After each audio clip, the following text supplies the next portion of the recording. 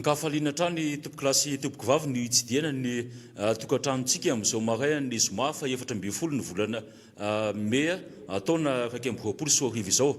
Ankasitrana trany isika manaraka tsy tapaka ny fandarana miaraka manonja na amin'ny alalan'ny radio izany na ny televiziona na ny tambanjotra tserasera. Mankahira trano moa ny mpisehatra eto miaraka manonja ireo izay mbola ao anatin'ny aretina amin'izao fotoana izao ary indrindra mitondra ny tiany fampiononana ho an'ny fianakaviana izay manana maty. Isaorana isika menakavy satria dia eny ny hoe firaisapo sy ny firaisankina ao anatin'ny hoe fiatrena ny raram-pirenena raha no omaly manokana dia betsika isika naneo an'izany fahatsiarovana ny tolona 13 mai 72 zany na ny tetatoerana zany na ny tany an-dafindrika zany mariky ny hoe tsy firaviraviana tanana na ny hoe tsy fandraisana ndraikitra na sanatry ny vava mihitsy ny hoe amela amin'izao ny tolona izay nataon'ireo razambentsika taloha izany. Izay indrindra no amezako ny fitenenana ny solombavim-bahoaka voafito tao Atsimon-drano Andriamatoa solombavim-bahoaka député Alain Tsimbazafy omeko anao ny fitenenana tompokolahy. Ya dia miarabanao Andriamatoa Erika Randrianaivo ary misotranao nanome fitenenana amin'ity maraina ity ato anatin'ny fandarana miara-manonja. Ety ambam-piandohana moa dia tsy hainy tsy isotran'Andriamanitra satria dia nomeny tombonandro isika mirahalahy ankehitriny na anafahantsika miatrika izao fandarana miara-manonja izao. Ankafaliana no iarabanantsika vahoaka izay manaraka ny fandarana na ny totoerana na ny any ivelany ary miaraba manokana ihany koa atsika kristianina izay nanao ny fankalazana ny fiakarana na ny ascension omaly izay niakarany Jesoa any an-danitra. Arabaina ihany koa ny mpinsolamo na vita somatsara ny Ramadan zany izay atao hoe andro nanombohany zany fahavitany zany Ramadan zany omaly ka dia arabaina manokana izy ireo amin'izany nahavitana ny Ramadan izany. Eto ampiandohana ihany koa nefa dia tsy adino ny makahery ireo namatsika avatsika izay mbola ao anatin'ny tsy fahasalamana amin'izao fotoana izao satria dia fantatsika tokoa fa mbola maro izy ireo no mitsabo-tena amin'ity aretina Covid-19 ity. Mitondra ihany koa ny teny fampiononana ho antsika fianakaviana izay nanana ny nodimandry. Eny ara tompoko lasy tompoko vavy omaly tokoa no nankalazana ny fahatsiarovana ny 13 Mey 2020 taona lasa zay no nitrangana zany teto amin'ny tany sy ny firenena. Etsiky ny mpianatra izay nitaky ny fanomezana asina an'izany fitondram-panjakana malagasy zany ary indrindraindrindra no hoe mba hatsanjakan'ny vahiny amin'ny lafin'ny fitondran-dra ara-panjakana. Izay moa no tena hevi-dehibe tamin'izany fotoana izany. Nafana vai tokoa ny tolona tamin'ny fotoanandro ary isorana ireo zoky ray aman-dreny izay nitarika an'izany tolona izany tamin'ny 1972. Tsy ataona iraraka tany akory ny ezaka nataonareo ary izay ihany koa no mbola ijoroany ny fandarana miara-manonja ankehitriny izay ahitana ireo mpandray anjara maro indrindra ny solombavambahoaka ary koa ireo mpanao politika samihafa izay mandray anjara mivantana atao anatin'izany fandarana izany mba ho fanehoan-kevitra sy ho fanohizana izay tolona efa ny mason'ireo ray aman-dreny tany aloha ireo.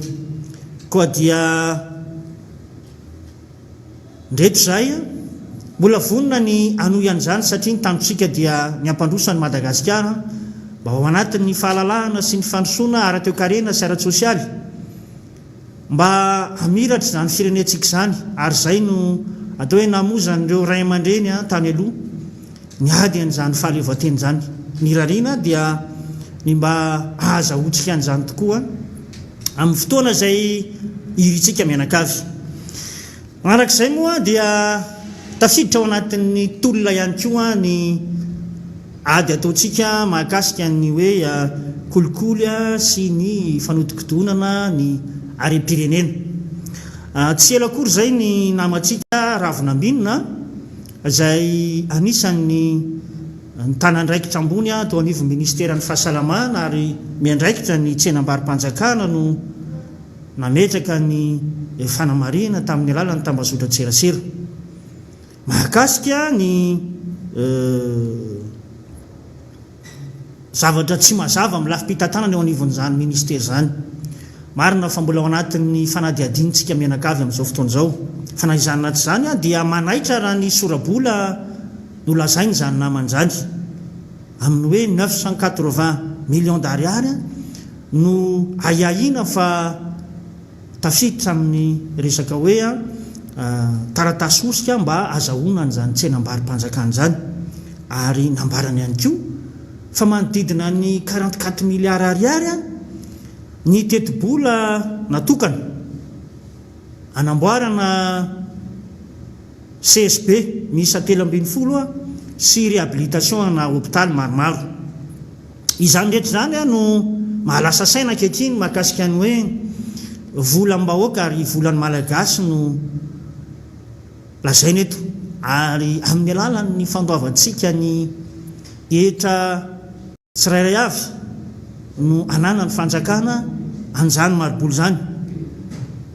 kanefa dia tsy mangarara ny fitantanana ary mametraka ia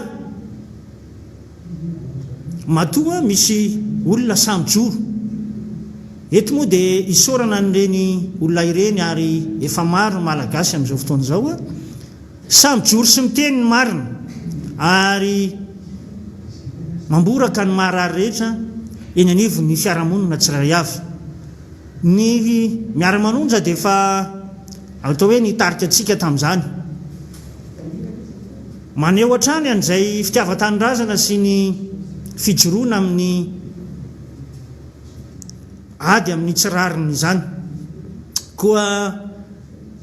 amin'izao fotoan'izao ny fandehan-draharaha mahakasika an'izany dia samitsy ny tenany amin'ny alalan'ny mpisolo vavazy nitondra ny raharaha ny anivon'ny bianco zany hoe manana ny pirofo entina anamarinana ny zavatra nambarany izany olona zany izay koa no any an-tanana antsika amin'ny hoe fijoroana trany ary indrindraindrindra ny fananana pirofo an'izay zavatra lazaina mba tsy ho lazaina foana fa neto anivon'ny fandarana miara-manonja no mandangana milaza ny zava-misy tsy marina na ihany koa lazaina fa mitondra fanakorontanana fa miezaka foana tsika mitondra an'izay lafiny zavatra samy hafa ireny mba ho ao anatin'ny fangararana ny fitantanana ny raharam-pirenena ny fanontaniana amin'izao fotoan'izao dia ny hoe ho tonga hatramin'ny farany ve ny fanadiadiana mahakasika ireo fitoriana izay nataony ravinambinina ireo satria fantatsika tsara fa maro ireo raharaha izay naroso na nanaovana an'izay fitakiana na fitoriana teny anivon'ny bianco na ny paka izay fa rehefa mahafapana ny raharaha matetika na hoe mahavoatohitohina tompona ndraiky mpanjakana ambony dia eo no matetika no very anjavona izany raharaha zany ameko ohatra tsika ohatra vitsivitsy ny mahakasika ny 8 milliards d'ariary tao amin'ny ministera ny fanabeazam-pirenena ny écran plat tao amin'ny CCO ny volamena milanja 370 kilao sasany zay navoaka tsokosoko teny Ivato reny raharaha ireny ankehitriny dia mbola tsy ahitantsika valiny mazava sy ny hoe mangarahara amin'ny vahoaka malagasy kanefa dia fananam-pirenena ary volam-panjakana raha ny marobola izay noresahana teo ny raharaha tany aloha moa ataoko hoe ataonany maro tany tsy zoviana amintsika ny hoe ny fahamaizan'ny rova ny nahafatesan'ny koloniely Ratsimandrava sy ny sisa rehefa mahavoatontonona na mahavoasaringotra olona ambony dia matetika ny valiny dia ny hoe mbola mandeha ny famitorana ary amam-bolana matonany mbola tsy azontsika vahoaka malagasy ihany a ny vokatry ny fanadiadiana. Izay no isotomako ny saintsika amin'izao fotoan'izao ny hoe manahoana sy manahoana ara ny tena andraikitra iantsoroan'ny mpitandro ny filaminana manao ny fanadiadiana eto amintsika, satria dia atao maro ireo zavatra mampiay ahy ary atao hoe miteraka olana mihitsy any anevon'ny fiarahamonina atolotra amin'ireny manam-pahefana ireny, kanefa dia toa very anjavona ary very fanahy mbola velona ny malagasy manoloana an'izany, satria toa ny majinika foana no tratra ny antso-zay fa ny heverina ho tompona andraikitra ambony a dia toa mbola miriria eny ihany. Eto ihany koa moa ny lohahevitra manaraka tiana hoentina dia mahakasika indrindra ny amin'ny lafiny fitaterana anabakabaka, izany hoe mitodika manokana amin'ny ministera ny fitaterana isika. Efa maro ny fanambarana ny voaka, fanapahan-kevitra teo anivon'ny filakevitra minisitra mahakasika an'ity fampidirana ny fiaramanidina avy any ivelany eto Madagasikara ity. Tsy ela akory tsika tamin'ny herinandro iny no mbola nahita indray fiaramanidina niditra tany amin'ny faritanina Antsiranana iny izay fantatra fa avany amin'ny firenena Afrikanina Atatsimo. Tsy misy miafina amintsika rehetra nefa fa izany firenena izany dia anisan'ny firenena ahitana ny valanaretina izay manahirana antsika amin'izao fotoana izao,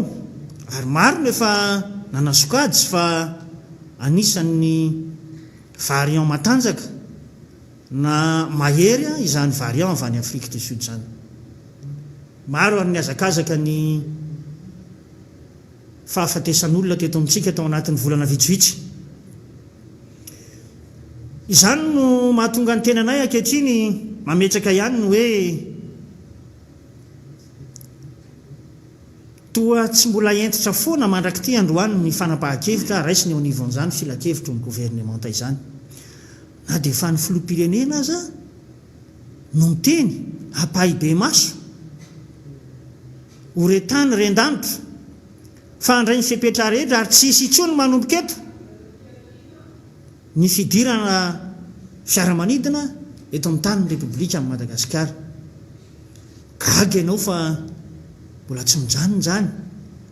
ary nahavariana ihany koa tao anatin'ny filakevitro minisitra farany dia toa namoahana indray ny sokajin'olona mbola afaka mivoaka tsy miditra eto amin'izany nositsika izany. Manao antsoavo rery mpitondra fanjakana, andre matoa minisitra ny fitaterana, aim-bahoaka ny resaka eto, aoka mba tsy ho ataontsika vazivazy sanatriany vava izany aim-bahoaka izany. Fa efa pirofo mitoaka amin'ny tendany ny fahamaroany ireo olona lavo teto amintsika noho ny fidirany valanaretina. Fa toa minimikipy ianareo ary minitsy mijery an'izany fahasairana ny vahoaka malagasy izany miady amin'ny aretina amin'izao fotoana izao. Ny ara-tsosialin'ny vahoaka efa tsy misy mijery, ny vahoaka efa miroro-saina hatrany isan'andro ary atao hoe ao anatin'ny aia tanteraka mba tsy ho tratrany izany aretina izany. Tsy misy filamin-tsaina kanefa ny zavatra hita dia toa mifanohatra amin'izay ny fandraisan'ny fitondram-panjakana ny fepetra mifanandrify amin'izany hoe ady atao amin'ny valanaretina Covid-19 izany eto amin'nosika. Ko antso no atao aoka mba ho entitra isika amin'izay fanapahan-kevitra rehetra ho raisina manoloana anty ady atao amin'ny valanaretina eto amintsika ity. manaraka izany moa dia misy loha hevitra manaraka izay tiana ihany koa hifampizarana amintsika, izay mahakasika indrindra ny fanapahan-kevitra izay noraisin'ny ben'ny tanàna iray tao amin'ny commune Andoran'Fotsy. Natao ihany tsy teny ary raha ny tokony ho izy dia hoe tsara no mifampiresaka mivantana, kanefa moa dia maro ny antsoantso ny vahoaka ao anatin'izany commune Andoran'Fotsy izany, ary ny tenako ihany koa dia anisan'ny mponina ao anatin'izany commune izany. Maro ny olona tonga mihitsy nanatona ny fampiresaka tamin'ny tenanay, ary araky nefa nambara teo dia niezaka koa ny tena ny fampiresaka tamin'ireo mpivarotra teny manodidina, izay tsara patsahivina antsika fa nisy ny fanapahan-kevitry ny fiadidinan'ny tanàna izay noraisin'ny ben'ny tanàna ny commune Andoran'Fotsy mahakasika indrindra ny fandokoana volomboasary ireo tsena manamorona ny lalam-pirenena fafito amin'iny Andoran'Fotsy iny zany mandrapatonga amin'ny faritra atseny Avoloha. Maro ny fanehoan-kevitra na tamin'ny alalan'ny tambazotra tserasera zany, na tamin'ny alalan'ny fahitalavitra, ary amin'ny mahasolombavambahoaka ny tena dia tsy maintsy mitondra ihany fanehoan-kevitra manoloana n'izany raha zany satria vahoaka no resahana. Voalohany indrindra dia ny fanapahan-kevitra lehibe toy izany, amiko dia lehibe zany fanapahan-kevitra zany satria dia atafiditra ao anatin'ilay antsoina hoe urbanisme sy aménagement. Efa ny tatana commune moa ny tena teo aloha dia fantatra tsara ny hoe andraikitra ny fanandrify amin'izany, ka voalaza ao anatin'ny lalàna mifehan'ny collectivité territoriale décentralisée fa voalaza mazava tsara ao ny andraikitry ny mpanatanteraka sy ny andraikitry izany antsoina hoe mpanolotsain'ny tanàna izany. Rehefa fanapahan-kevitra be ohatran'io no raisina mahakasika ny fanomezana endrika ny tanàna tafiditra ao anatin'ny aménagement ny tanàna zany na ny urbanisme ny tanàna, dia voalaza ny loi 2014-020 fa ilaina ny fanapahan-kevitra eo anivon'ny filakevitra communal na municipaly arakaraky ny commune zay misy atsika, mialohan'ny andraisan'ny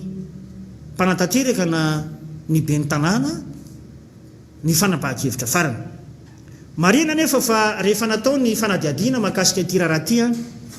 dia tsy mbola nisy akory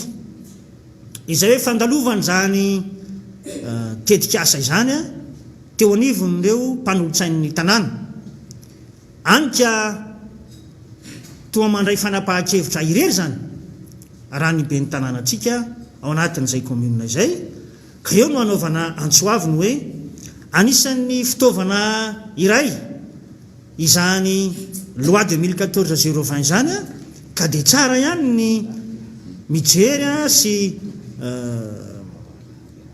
mandalina amin'izany lalàna amin'ny fian'ny fitantanana ny volombahoaka tsinjaram-pahefana zany. Indrisy moa eto amintsika fa raha ny volombahoaka tsinjaram-pahefana dia eo ny faritany, ao ny faritra, ao ny ety anivon'ny commune.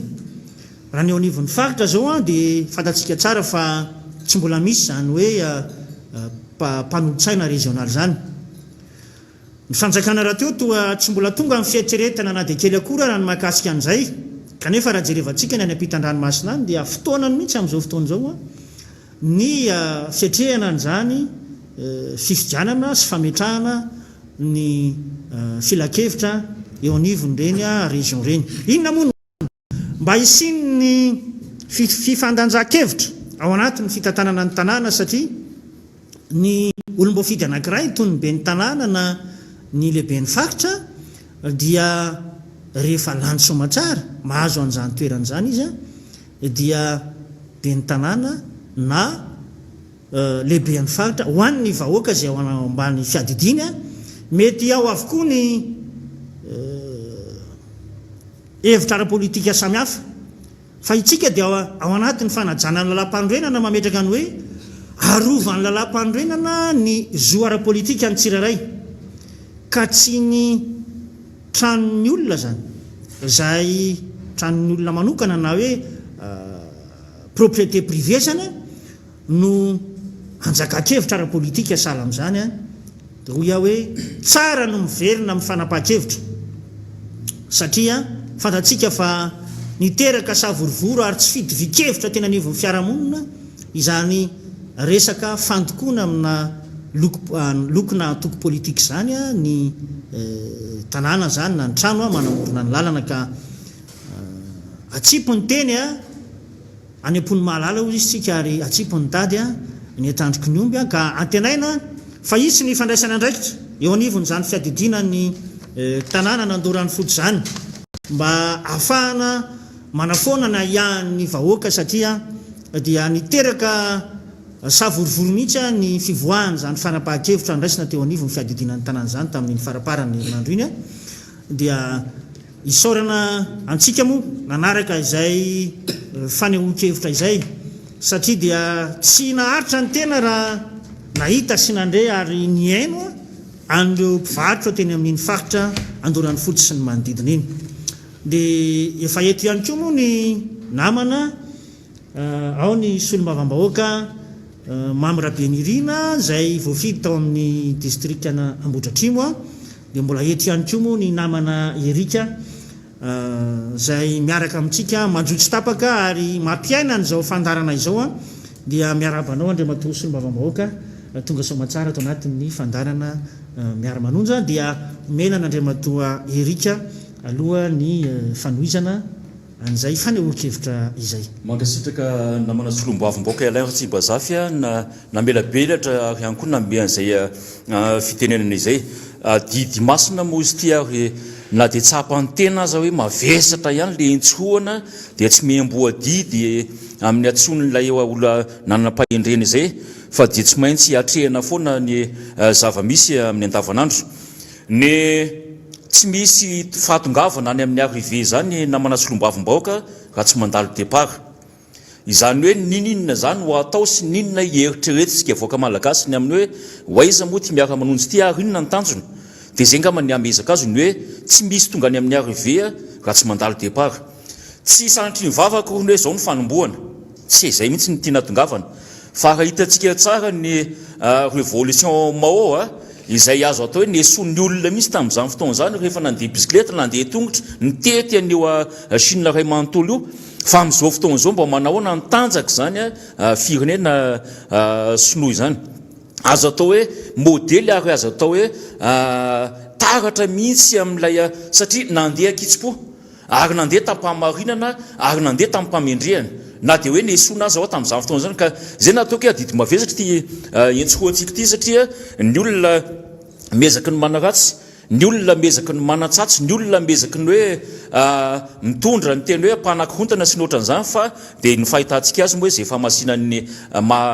tanindrazana azy zay izay no mahatonga antsika tsokivy ary tsoketraka ary indrindra fa ny antopisian'ny solombavam-bahoaka dia tena isolo mihitsy ny vavandreo vahoaka malagasy eo ny siny mpanao politika mpanohatra dia tena andanjalanja mihitsy ary baly izay raha ohatra ka zay malaza azy ny hoe ilay rafitra na le fitantanana ny raha-pirenena voateo moa nao ny lazany hoe ny aferany andora amin'ny fotsy io le hoe ilay karazana décision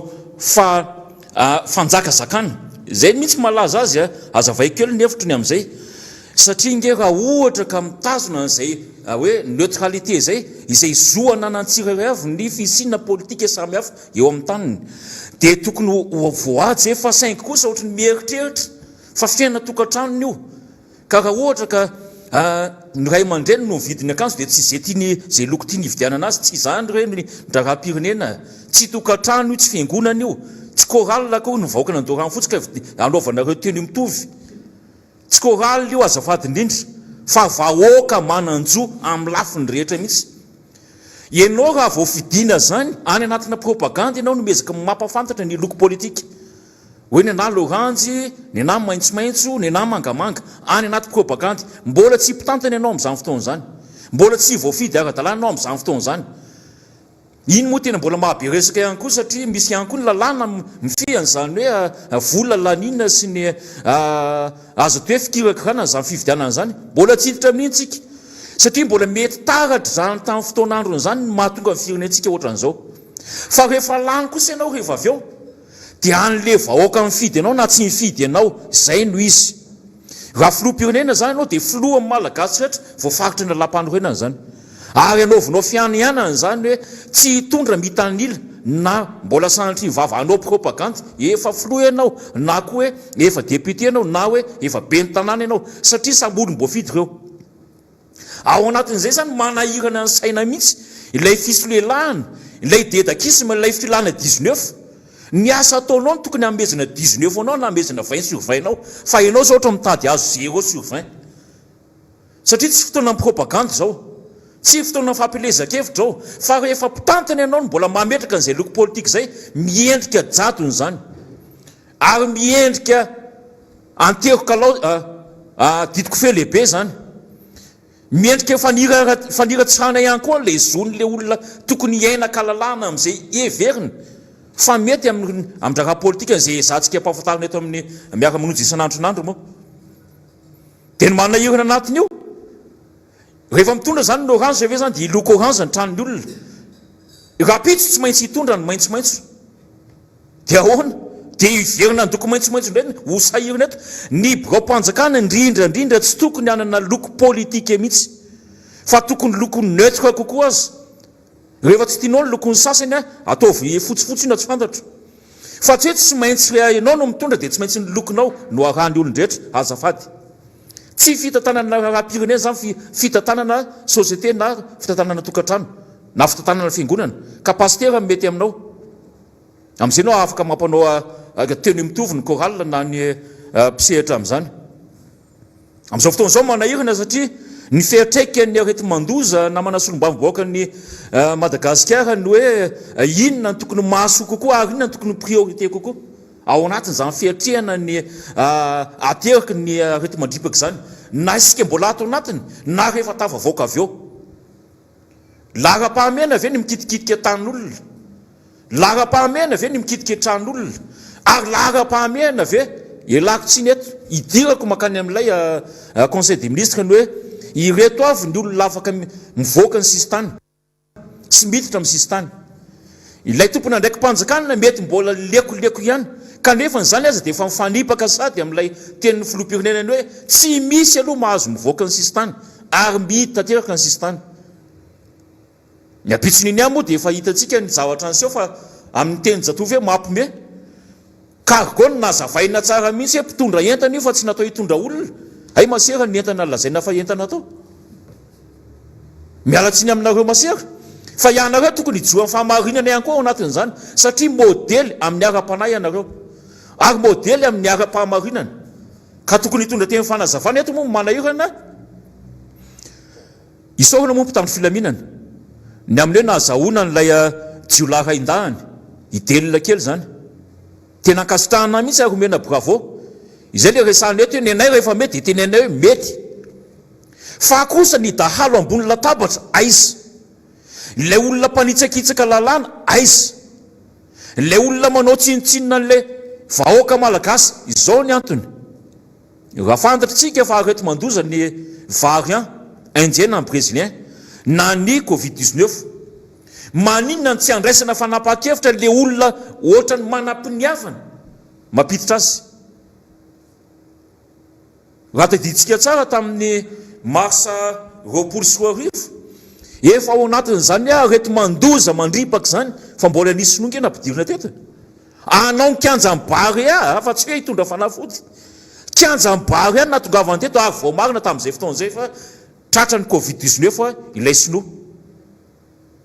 iza mizaka mivokana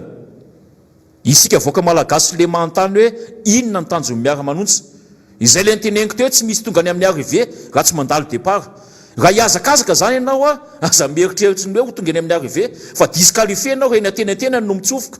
fa tsy maintsy manomboka amin'ny fanombohana manomboka amin'ny fanomboana. Izany hoe mampafantatra atsika mihitsy hoe io ny zava-misy, io ny réalité, inona ny fiantraikany aty amintsika ary inona ny zoantsika manoloana an'izay.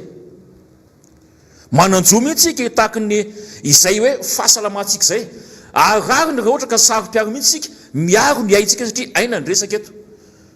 Mbola tsy resaka bombosesety na resaka varitsinjo, fa le aina mihitsy, le aina tokony inana le varitsinjo mihitsy no efa manefa. Noho ninona dia le teniko tarem-boalohany teo hoe mba manahoana le fandraisana ndraikitra ao anatin'ny conseil mbola misy hoe ny mpanao fanatanjahantena tsy sanatry vava mankalanareo raha lasaina bavitra. Tsy any mihitsy ny resaka eto. Fa na ianareo sy nge dia mba tonga avasaina koa fa tady ndomondoza raha ohatra ka sanatry vava tratran'izany vary indien zany e. Izay tena mampirahavavy tanana firenena indianina mihitsy ny hoe tsy vitanay intsony ny tsabo azy. Manao appel amin'ny OMS na ny Organisation mondiale de la santé ny hoe apio izahay. Manao fangatana amin'ny Nations Unies hoe apio izahay. Fa neto amintsika indray ohatra mampite-hiteny hoe tsy tsapatsika ve ny amafiny lizy ary tsy effroyable ve? C'est pas tellement effroyable ozy nga ministre. Ny fahitana ny prétendazana amin'ny tena hoe maty zany aretina mbola vaoko variant Sud-Afrique atsika. Tsy hoe mbola vao fa io zay efa tsy voafehintsika. Fa raha ilay amafin'ilay variant indien mantsy izay efa ao amin'nosy la Réunion manahirana be ny ihany. Ka zay no izy hoe na ny fiatrehana ny fiantraikany azy mbola manjavozavo a. Androany moa tsika efa hiatrika sady ny akatoko ny confinement total. Dia asa manahoana ny fiantraikany zany any amintsika. Asa manahoana ny fiantraikany zany any amin'ny mpitatitra izay resahany eto sanandronandro. Satria mampita hafatra foana mba resao zay efa tena ohatrany tsy raha mitsoa mihitsy ty. Manahoana ny fiantraikan'ireo mpampianatra mpisehatra amin'ny fampianarana. Manahoana ny fiantraikany zany any amin'ireo mpitsabo mivantana mihitsy. Manahoana ny fiantraikany zany any amin'ny lafin'ny fiarahamonina mihitsy ty lasa miteraka saritaka lizy ny hoe ilay olona lasa fisavona anaty fiarahamonina ny hoe ny mpifidy any anina nge nanao an'io ka zany zany tsy tokony eritreretintsika ary tsy fanentana amin'izany mihitsy fa ady iraisana mantsy ny arety mandripaka. Iraisantsika io ninona loko politika kosa aloha. Fa kosa ny fahitana tompona ndraikitra somary misy mandray décision zay tena mifanentana loatra zay no manahirana ao anatiny. Manahirana satria lasa misy fiantraikany na ara-politika azy. Ka lasa na dia marina aza ny tenin'ny mpanohitra dia lasa ohatrany hoe ady politika zany. Na dia misy famarinana aza ny tenin'ny solombavomboaka aty amin'ny fanoherana dia dia solombavomboaka mpanohitra reny. Ary zay le tsy fisininy hoe fangaran'ny fitantanandraram-pirenena zay satria mananjo afantatra an'izany ary mananjo tanteraka mihitsy ny anontany an'izany sy anara-maso an'izany ny solombavomboaka indrindra fa ny mpisehatra politika ny voaka malagasy tompony fahefana dia tokony afantatra amin'ny atsipriany mihitsy ny lalaka izoran'izany firenena izany. Raha zany dia diso lalana izy. Raha zany dia manamarina mihitsy ny hoe diso safidy izy. Ary ny zava-doza ao anatiny lasa misy alternansa ihany koa ny vajansa politika. Lasa misy fifandimbiasana koa. Satria ilay tsy maty manota androany. Satria 5 taona ny faharetan'ny nametrahana ny fitondrana. Ilay tsy maty manota androany raha ohatra ve zany ka misy olo-kafa koa hitondra ao.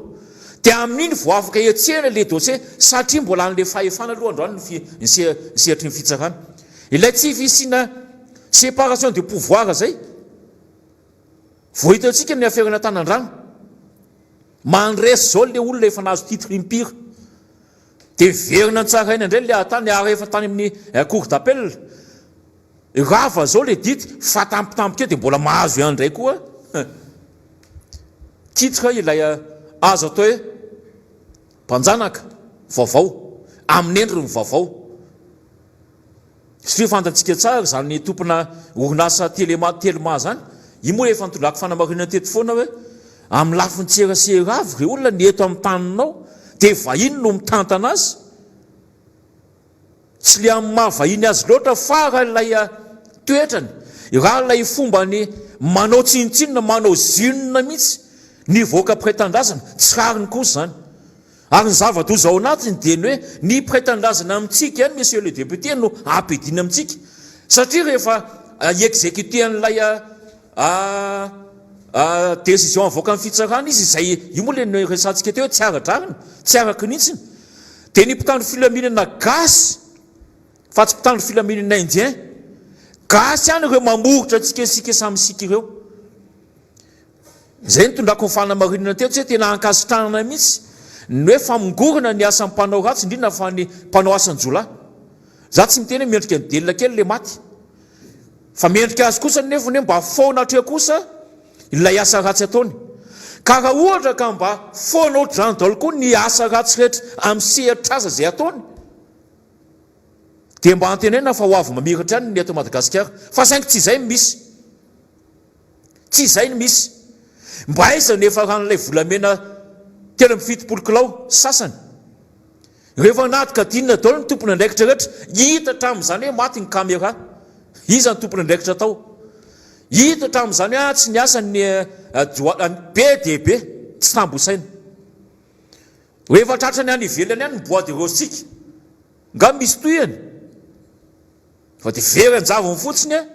ohatrany hoe nanidina le bois de rose tongany rehefa tratra ny vatsoa isan-karazany dia le vato ihany ny tratra ary le olona mitondra azy ny tratra fa ilay olona ao ambadika nahatongavany tiany amin'ny tsiranam-piaramanidina na hoe nahatongavany tany ivelany tany nga misy hitanao zany fa very anjavony fotsiny manerina ao anatin'izany dia izay no izako hoe lasa misy alternance ihany koa ny any am-ponja rehefa avy eo na ny draharaha-pitsarana rehefa avy eo satria rehefa tsy handraisana ndraikitra ao anatin'ny fotoana hita tananao izy dia izay olona manana eritreritry nitondrany ho any amin'ny fahamarinana rehefa avy eo no anao an'izany manerina ao anatiny teny nomena ny fanaova-tsoni izao ny hoe tokony apetraka amin'izay kosa ilay azo atao hoe fampihavanana tao anatin'ny feuille de route zany ary zay ho zako ilay hoe tsy fitiavana te hamongotra ny efa lasa tany fa lasa misy fitohizana le izy lasa misy suite logique ny théorie aty nangatana tao anatin'ny feuille de route ny hoe réparation fa ny mifanohitra amin'izany misy réparation zany na ny fanoherana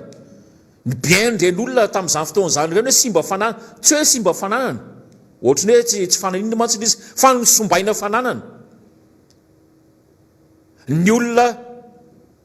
nisy fetraiky mivantana tamin'ny tenany tamin'izany hoe naratra voativitra na ohatra zany ny olona gadra politika tamin'izany fotoana zany fa ny amin'izao ny mifanohitra amin'izany misy mbola misy ihany aza ny gadraina ara-politika ny olona tokony hisitraka an'izay le hoe zoan'izay satria efa mifaritany lalàna iny feuille de route iny efa navadiky lalàna iny fa ny société ny azy mbola akatona ary ny ainao manjeriny azy mbola hidina satria fantsika tsara fa mbola tsy mandeha hatramin'izao ny canal plus ny MBS tsy mandeha ny Star Times sady tsy mandeha ny Blue Line fa nososena zonge zany nefa isika milaza fa démocrate atao anatin'le fitanandraram-pirenena ary tandrony midoza mihitsy satria dia mpanao gazety mitana larina voalohany ao anatin'izany fitantanana ny azo atao hoe ny fiahina ny asa fanaovana gazety zany sy ny ministry ny serasera no miezaka mihitsy mini mikipy ao anatiny ary mini mandeha misaina mihitsy ny hoe tandremo fa raha vao manao an'izao nareo dia incitation à la haine rébellion sisisy fa tamin'ny fotoana nanaovany azy asa hoe nilatsaka an-dalambe izy na tsy nilatsaka asa hoe nanentan'olo izy na tsy nanentana asa hoe niteny tao anatin'ny aina amanjera izy na tsy niteny ary asa hoe izy mihitsy no niteny tamin'izany fotoana zany no hoe izay nge fa liokevitra ny ataonay ko maninona izay no enjehan'Andriamatoa Andrinir Rajoelina filoham-pirenena amin'izao fotoana izao tamin'izany aoka tsy hanao ririndasa tsitsarony aoka tsy hanao andany tsy mba matsiro ka androany ianao rehefa eo amin'ny seza dia anay ny fahefana azonao atao zay tiana atao fa tsy mifanentana mihitsy amin'ny zavatra ndresanao teo aloha ary eritreretiny hoe anisany natokisan'ny olona anao tamin'izany fotoana zany fa amin'izao ianao mihitsy no miantso ny anohatra ny zavatra nyteneninao ianao mihitsy mampafantotra voaka malagasy ny hoe toero le zavatra nyteneko androany satria tsy mitovy amin'le nyteneko tamin'izany izay nitiavany voaka anareo tamin'izany ho an'izay nanaraka anareo ka manahirana raha ohatra ka izany no ifampiresahany eto manahirana raha izany no ifampitondrany eto satria dia tena tsy misy zavatra mitombona mihitsy ary rehefa manomboka tsy hitan'ilay vahoaka ntsony izay repéraliany. Raha androany isika miteny rapitso dia efa mivadika be, rapitso miteny be ny afaka apitsony iny efa mivadika se. Androany mandray fanapa-kevitra ny drakova anankiray mba heritra antsika tsara hoe tompona ndraikitra no miverina amin'ny teniny nataony zany, manahirana ny ametrahana confiance amin'izany, manahirana zany. Raha mba misy potipotika saina kely fotsiny ao anatin'ny lohantsika dia ny mpitantana ndraram-pirenena mihitsy no miverina amin'ny teniny nataony. Izany hoe tsy voadinika ary tsy voalanjalanja, tsy voahevitra. Ahoana ny eritreretinao ny hoe ary fenitra ho an'ny fiainanao amin'izany. Raha ohatra zany ka mpampianatra dia manome ny définition izy androany dia rapitso izy tena tena diso iny fa zao no izy tena ialako zao dia zao le fianarana ny anarako raha manao an'izany. Satria mpampianatra atahorana sao dia voany Alzheimer na mpampianatra misy mivika kely ao anatin'ny sainy. Fa ny hitantsika androany dia izay. Androany anao miteny hoe misy effet secondaire ny vaccine AstraZeneca ary tsy tokony ampiasaina eto fa sao dia tsika mihitsy voatonga-bato amin'io. Fa ny ampitsy anao rehefa tonga eto ilay vaccine nga minisitry ny fahasalamana moa no nataoko baita amin'iny izy nitsondromona voalohany. Tsy manentana ny hoe aza atao le vaccine ary tsy mipanohatra mihitsy no miteny hoe aza manavitra vaccine. Ny mifanohatra amin'izany aza. Ny mpanohatra no miteny voalohany hoe idio ny sisy tany. Ny mpanohatra no teny voalohany hoe manafara vaccine tamin'ny alalan'ny Andriamatoa filohajaina teo aloha Marc Ravalomanana. Ka sao dosonareo le mpanao compte fako ny hoe fangatsinareo ihany nanavitra vaccine dia androanareo manaratsy an'ilay vaccine. Tsia karazany sivy ny vaccine miexiste eran'izao tontolo zao. Ary izay nanandrana dia nanaprofo ny taham-pasitranana na ny taham-pahombiazana moa zany. Taux de réussite. Le hoe tia vaccine tsara kokoa raha tia le aretina. Fa io le initiative Covax io na le Covishield izay générique ny AstraZeneca dia io ilay naberesaka tany Inde efa tondrana fanazavana teto io. Ary ianareo no niteny an'io fa tsy mety io any tany Madagasikara. Fa androany le izy anaovana tamtamina ary androany le izy anaovana azo atao hoe fanetanana fahobe mihitsy hoe tokony ianao an'io tsindrina io dia apetraka ny fanontaniana. Raha ohatra ka voamarina le teninareo ny hoe mampivaingana raha io mampisy an'le coagulation na sang zany hoentinareo makaiza zany le vaccine ary le olona zay anao azy ka iriska amin'izany dia ahoana tsy hitaty amin'ny fanoerana mihitsy no niteny an'io hoe mampicoagule raha io. Fa ianareo no niteny an'izany ary ianareo no natahotra mihitsy tamin'izany hoe sao dia voatonga-bato amin'itsika. Fa androany nareo mametraka ny hoe mety amin'ny malagasy io asa hoe satria ve efa navita amin'ny fahasan'ny fahaiza-po. Mialatsiny tsy ny miara-manonja mihitsy ny hoe manao alako bika tsy tiako tare fa ilay teny tsy voahevitra ilay fandraisana fanapa-kevitra ary ny fampahafantarana mihitsy ny hoe mahafaty io nefa atao ihany. Zava-dozana e zany ary tsy takatra ny sainy eritreretina nge zany. Fa androany mbola tsy nisy tompona ndraikitra nanazavany hoe diso hoe ny teninay tamin'iny mba sangisangy zary tena reny mba angano fotsiny reny fa tena marina fa tena mety reny AstraZeneca andrasany voaka malagasy zany amin'izao fotoan'izao ary andrasan'le olona eritreretina atao vaccine zany amin'izao fotoan'izao. Tsy hoe rehefa manao ianao dia mety io ny anao sitraponaoko sitraponao ny teny hoe c'est pas tellement effroyable. Sitraponao ny teny hoe tsy mahafinoa ny choléra speste io ary sitraponao ny teny hoe CV au plus dia efa vita io. Fa androany le voaka malagasy miaya ny amin'ny hoavin'ny fiainana ahiny daholo ny amin'ny lafiny rehetra na ny sosialy na ny fampianarana na ny famanginan'ny havany manerina Madagasikara voafaritra ny lalam-panorenana na be dia be ahiny daholo. Omaly moa ny finoana katolika nankalazan'ny Ascension izay indrisy fa amin'ny fahita lavitra sisa no ahafahana manaraka an'izany. Ka raha ny olona tsy manana tele intsony zany satria tsy voalohany jiro raha ny olona tsy afaka manaraka zany dia mba ahoana? Satria na ny antony mbola vokatry ny fanapahan-kevitra ihany io. Mandeha zay eraky ny tanàna fa mbola mahita bara mivarotra. Raha tadiavinareo dia ho atao lista dia omena reto fa nga tsy isy mpitandro filaminana amin'ireny, nga tsy isy tompona andraikina amin'ireny. Ny restaurant mivosoma tsara manaja ny geste barrière. Fa nga ny fiangonana tsy azo voaina dia hampanajana ny geste barrière.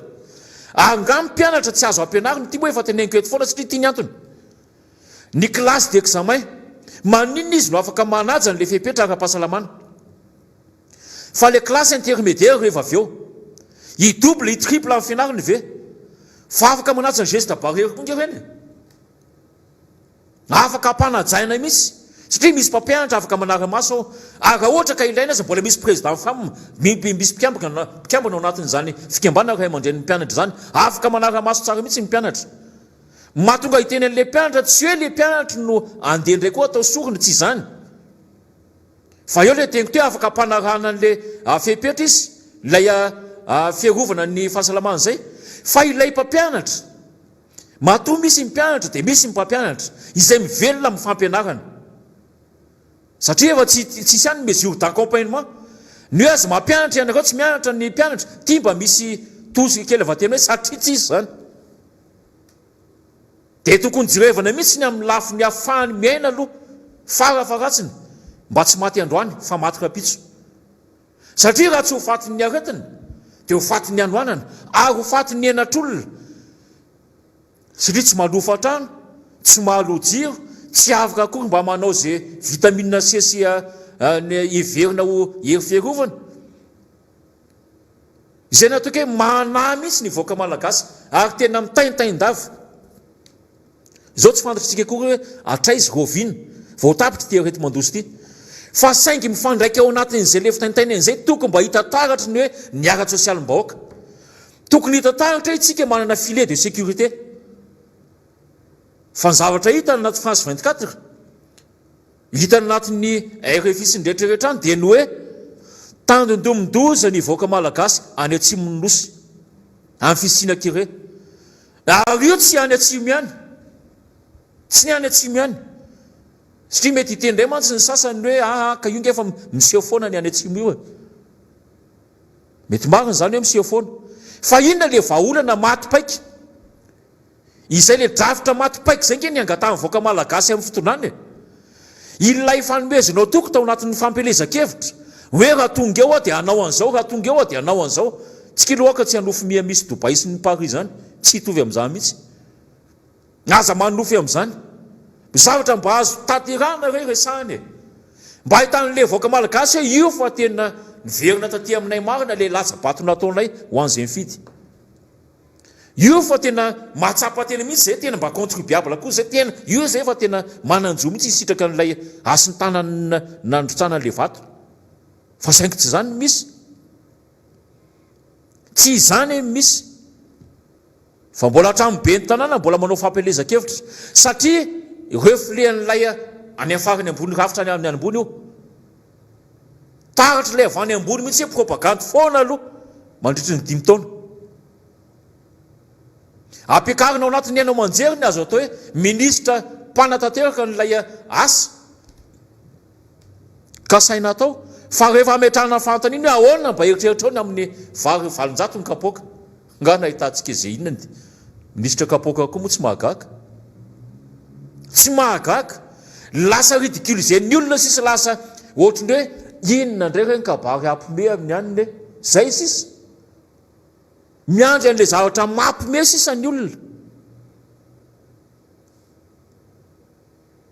Satria fantany hoe izay foana no ny fampitezana teto. Izay foana no nisy teto. Ary ho anareo le miteny hoe manenina aza manenina zany. Aza manenina zany fa tsy fanao zany. Fandraisana andraikitra no takina amintsika. Namana sasa moa miteny hoe mbola ho avy indray koa ny fividianana. Ny mampalelo rehefa ampaharitraina nge isika. Ary ny mampalelo ao anatiny ity fampiasana olona exploit manahirana exploitena amin'le fahantrany mihitsy le izy dia fantaniko amintsika fananina zany sa tsy fananina nampahantranao satria ianao azo oentina amin'izay tia nanaovana anao rehefa avy eo azo ividianana t-shirt ianao a atao marevaka be ny loka atao orange omena varina 25 000 ianao a omena an'izao anao a iny ianao fa mbola indray koa anao mifidy dia androany ianao hiteny hoe manenina fa za fotsiny tia ampahafantatra antsika eny hoe ilay fanambaniny atsika ilay fitenenina atsika hoe ambany tanàna dia azo oentina amin'izay tiany tondrana atsika io andao mba halana amin'izay andao mba hialana amin'izay ary zay ny antom-pisiny miara-manontsy mba miezaka ny apakatra kosa ilay azo teo hoe fampandraisana ndraikitra ilay participation citoyenne mihitsy voamalitsika ny nankalazany trézime tsy mitolotolona fahataniny reo zokontsika teo aloha mitolona ho an'izany fa tia hitatsika kosa ny mba hoe tena matsapa-tena fa tompo-tanindrazana ary tena manana ndraikitra mihitsy amin'ny manontany andreny tompona ndraiky vitsykarazana ireny hoe fa maninona ny lalana lazainao fa ho vita mitovy amin'ny any Paris rehefa lany eo anao fa maninona mbola ohatran'io any ho anareo akazomangy ivy eo antsalovana rehetra iny andava mambo vao miala kely mborony ny arabe ngenao ka mitsofoka anatin'le tanàna premier arrondissement ny capitale de la grande île io ny etahany io satria isika dia zatra an'izay ary zay tiako ialana amintsika mihitsy ankahirezana antsika mihitsy hoe aleo tsika tsy ataon'olona ambany tanàna zany ntsony ka azo ampiasana amin'izay tiany alavana antsika lasa fitaovana politika isika ohatra ny lalana sasatsasany eto Madagasikara izany tsy avy tanàna satria sao dia tsisy mividy ny piesiny karana izany tsy avy tanàna satria lasa tsy afaka manjanaka na manjakazaka ilay collecteur manam-bola be fa raha ho fantaritsika eto iza moa ny collecteur na lavanila matanjaka indrindra eto Madagasikara tsy gasy aloha fa mbola karana ihany ka ahoana moa ny ahitany tombontsoa amin'ny lalana amboarinao satria raha vao vita ny lalana malalaka ny fifamaizivezen'le vokatra tsy afaka mandeha ntsony ny hélicoptèrany dia zany ve mbola hieritreretintsika ihany hoe hiaina antsika eto miara-manonja dia miezaka tranony hoe mampafantatra antsika ary tsokivo tsoketraka mihitsy hatramin'ny farany ny hoe fandraisana ndraikitra amin'izany hoe fampitakavatra sy ny azo atao hoe tsy sanatry vava fampianarana fa mampafantatra kosa ilay zo sy andraikitra ary adidy masina ho amin'ny firenena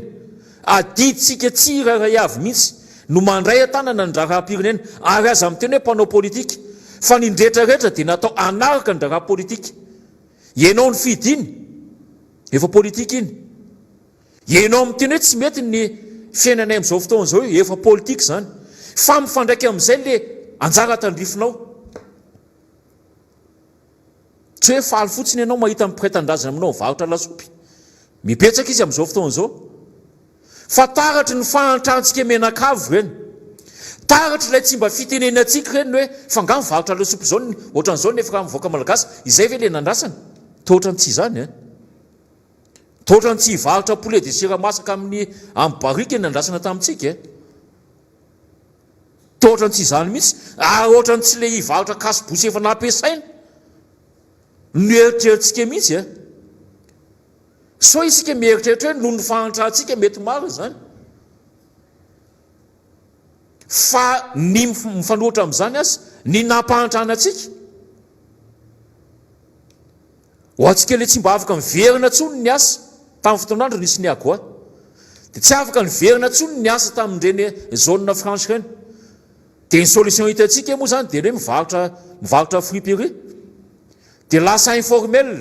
ary rehefa informel dia azo atao amin'izay anaovana azy azo hoana zao dia zao azo alana eny amin'ny toerana manelingelina circulation manelingelina fifamoivoizana eny satria informel tsy inona ka dia iza ny nampa-informel anareo iza ny analanareo tamin'ny asanareo mba hapetrao zany zay fanontaniana izay fa aza dia mianina fotsiny ary aza miaina fotsiny amin'ny hoe ka zao aloha misy ka zao aloha zany miainana aza miaina fotsiny amin'izany hoe fa ekizo elo fara foana ny taranaka fara mandimitsika indrindra fa nytanindrazantsika izay vao nytoloman'ny hoe zokobesany ray aman-dreny teo aloha overanjavony reny ary tsisy antony tsisy dikany mihitsy sanatry mivava tsy ilay tolona ny hoe tsisy dikany tsisy antony fa ilay fiatraikan'le tolona amin'izao fotoana izao veranjavony ko nytanitsika aza tsy voaritsika ny eritrretina ho tandroko ary nyvozona mihitsy ny manampy ny vahiny ao anatin'ny fanalananao tompo tany mba azonao eritrretina ve zany mba takatry ny sainao eritrretina ve zany hoe anao zao le tany razanao zao Madagasikara fa gasy mitovy aminao no apedina aminao ary gasy amin'ny sehatra isan-karazany ambara tonga pahefana isan-karazany mahatonga ny am'teny matsiny hoe aokotsika indraindraikitra ty le andraikitra tokony horaisina ianao vao mampianajanaka ka misy mieritreritra ny anao zandary na miaramila na polisy dia efa mba tenena izy hoe rehefa mba lasa amin'izany sehatra zany ianao dia mba le gasy mitovy ianao ny arovo voalohany fa tsy hoe rehefa mba tonga amin'izany ianao dia arovony karana zay makatitiko ao amin'ny fitsarana dia mandroaka n'le gasy mitovy aminao mampalahelo nge zany mampalahelo nge zany ary ndana mba mankany amin'ny firene-kafo raha misy karana mahasamanjanaka ao amin'ny Angletera ohatra na ny Chine hoe misy karana dia anjakazaka hoe mialana reo Chinois fa nandresa eto amin'ny tribunal zay nipetraka eto fa nantolaka levonareo tsy hita satria ny olona saro-piaro amin'ny taniny ary mifanohana mihitsy mifanampy rehefa ady amin'ny olo-kafo rehefa ady amin'ny firene-kafo mifanampy na dia tsy mitovy hevitra azy amin'ny andavanandrom-piainana dia mifanampy satria vahiny noho ianao io dia ifandrombonana mihitsy ny tsisy zany eo amin'ilay toerana fa neto amintsika ny mifanohatra amin'izay efa nazavaina teto ny tany be mba 4 hektara no efa lasany fa zay ambony sisa tsy lasa dia mbola izao ny zavatra miseho ary lalàna mifanohatra lalàna ampedina mihitsy aza fa dia mandresy izy dia anazy ny tany ary rapitso afaka apitsosika na ny toerana ilevenantsika azy na ny fasiny ilevenantsika azy dia anaovantsika fangatahana ny komoriny hoe zay mba manao fangatahana mba ilevina aty satria ny taninay efa lasa ndranona tsika ihany satria mieritreritra atsika ho vendrana satria mieritreritra atsika ho zinona ka ninona atao amintsika mety foana satria zay le iziko zay miseho rehetra dia ohatrany mety amintsika foana satria isika ilay tsy miteny satria isika ilay valalabe mandry amin'ny antsonony sasany roviny ihany vao valalabe mifo fa rehefa akapitsokapitsosika tsy ho valalabe mandry zany fa valalabe maty eto dia iza no mena tsiny iza ny tompony andraikitra tamin'izany isika tompony andraikitra amin'izany ihany koa isika tsirary avy isam-batan'olona tompony andraikitra amin'izany koa tsy hoe sanatry nyvavalany andro ny ekipa miara-manonjy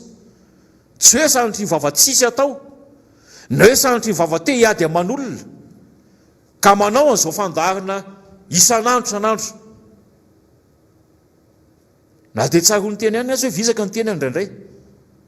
fa amin'izay hoe amin'ny mahadidy masina azy zay ary tsy te hanandratsy no amin'ny hoavin'ny fiainantsika tsy te hanandratsy satria mba eritrreto hoe miteny ary miara-manonjy izao ny zavatra iainantsika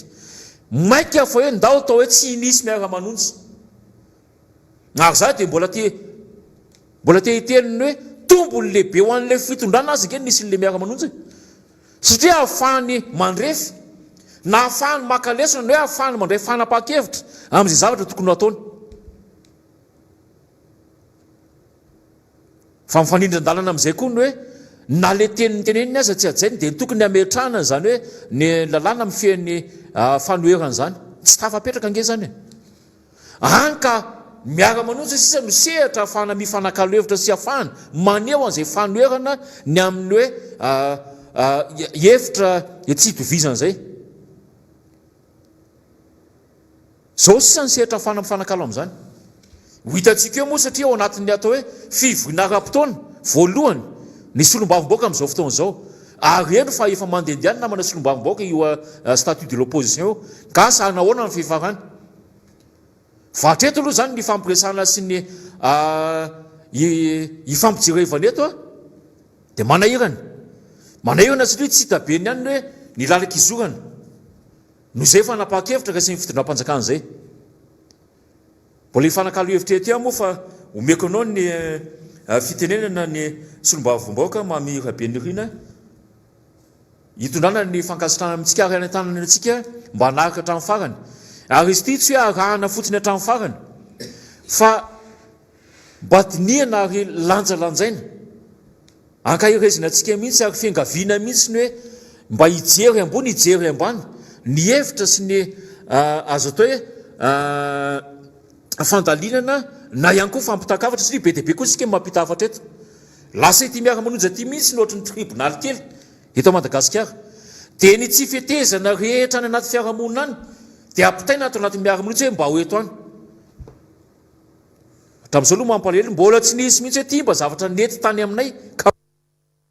mba resao anaty miara-manonja mbola tsy an'izany teto fa any anatin'ny sehatra ny fisolelavana sy ny adedadedana no ahitantsika an'izany namana solombavomboaka meko anao fitenena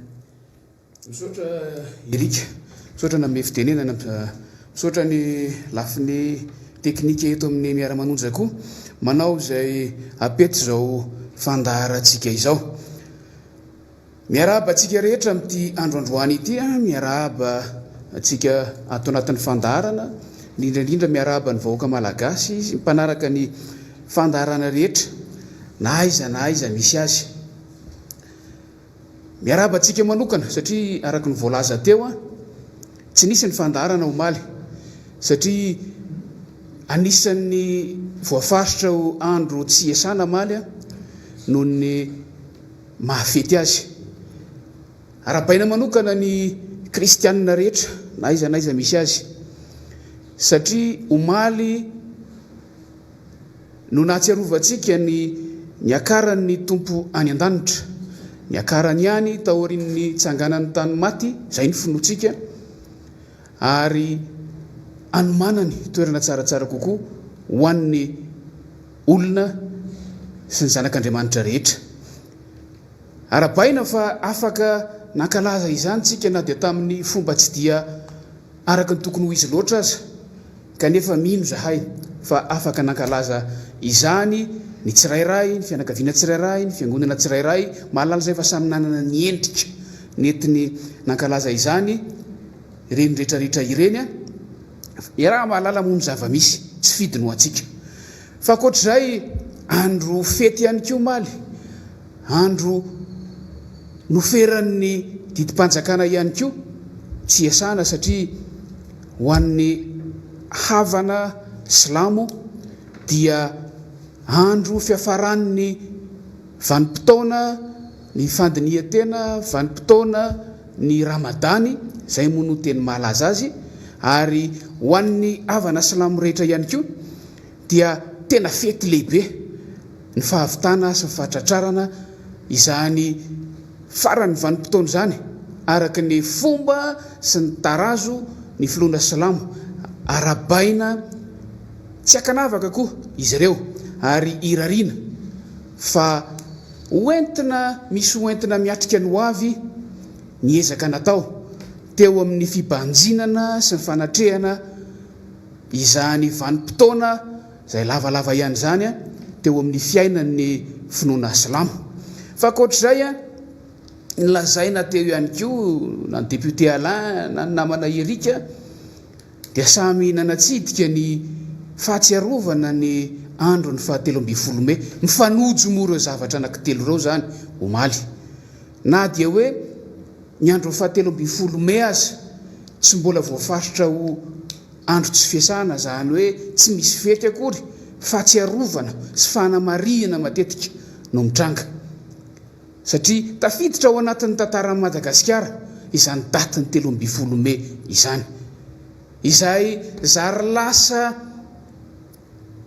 mitady hiova ny fomba fijery azy satria raha ny tena fiavian'ny tantara 7 taona lasa zahay tamin'ny taona 277 dia tamin'io andro io no nisiny ny fisamborana ireo mpitarika izany hoe vao mangiran-dratsy ny andro io no nisiny ny fisamborana ireo mpitarika nietsiky ny mpianatra izay naneo fangatahana naneo fanoerana ny tsirariny ary indrindraindrindra naneo fitadiavana ny metimety koa eo amin'ny fitantanana amin'ny firenena sy eo amin'ny sehatra nisy azy ireo ny maraimbe nyo andro ny 17 May 27 araka ny tantara no nisy izany zavatra nitranga izany ka nahatonga ny fanidina ireo faritra izay atao hoe nisy ny foiben'izy ireo eny hatramin'ny toeram-pampianarana ny université sy ny sisa mihitsy ary tamin'io andro io dia no idin'ny fanjakana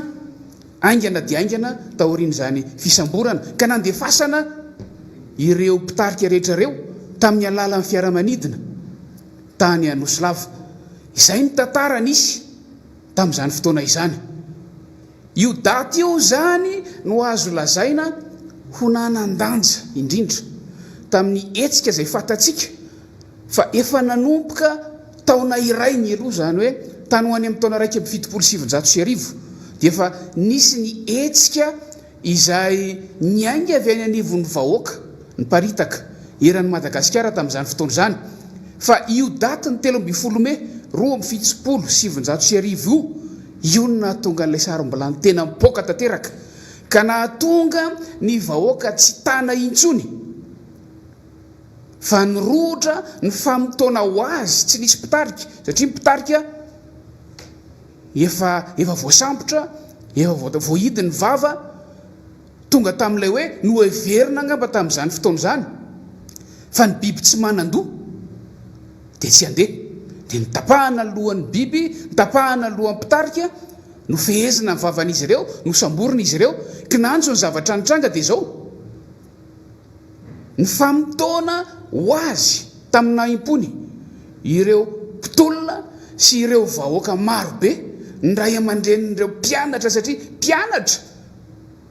ny akamaroan'ireo voasambotra tamin'izany fotoana izany ny famotona ho azy teo Analakely teo anoloan'ny lapan'ny tanàna ny Antananarivo tamin'izay fotoana izany lapan'ny tanàna izay nisy ny toerana malalaka ary anisan'ny nanamarika tantara ihany koa teto amin'ny fiainan'ny firenena malagasy ireny izany tantara izany no niavin'ny fomba fitenitsika hoe 13 Mai na ny 17 Mai mandraka kehitriny ary avy amin'izany tantara izany no nahatonga hoe io toerana io teo anoloan'ny lapan'ny tanàna n'Antananarivo teo anoloan'ny lapan'ny tanàna eo Analakely no lasa kianja ahatsiarovana io daty manatantara dia ny 17 Mai io ary zay no nahatonga fomba fitenitsika foana hoe eo amin'ny place du 13 Mai na eo amin'ny kianja ny 17 Mai eo Analakely tantara zany tsy aivina ihany tsy nisy mifanamariana maly tsy afaka nanao ninninna noho ny zavamisy kanefa tsara amin'ny mampatsiahy azy ho fantatry ny taranaka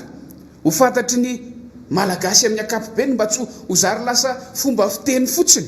ilay hoe 13 Mai mba tsy lasa ho fomba fanao fotsiny le hoe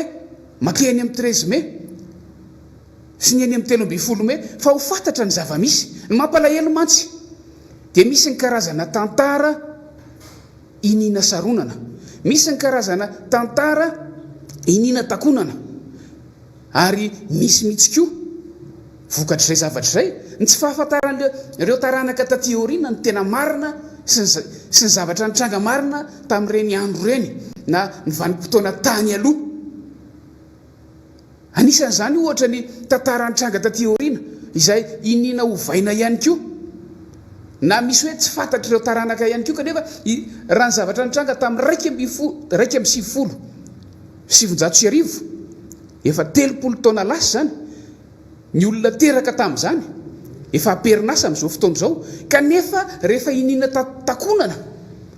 ny marina sy ny tena zavatra nitranga tamin'izany na efa perinasa aza na efa azo lazaina olon-dehibe aza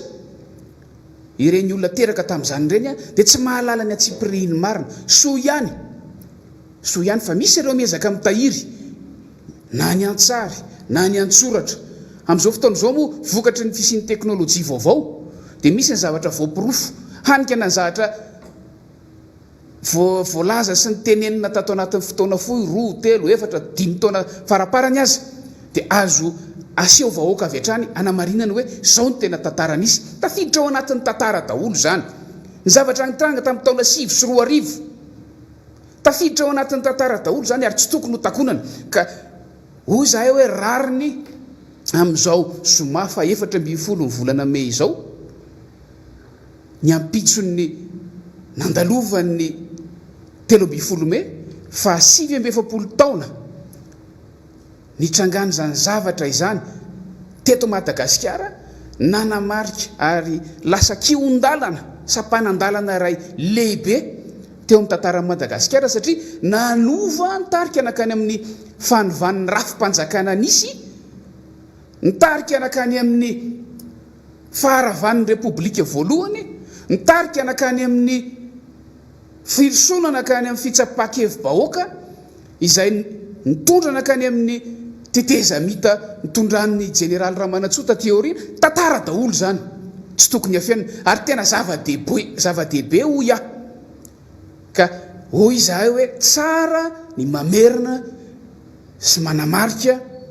ary mampafantatra ny taranaka teoriana hoe zany ny tena zava-nisy nisy tetezamita naharitra tao izay nifanarahana tamin'ny vahoaka tamin'ny alalany fitsapakevy vahoaka talohan'ny natongavana 3 taona teoriana natongavana tamin'ny repoblika vaovao nandalovana tamin'ny zavatra isan-karazany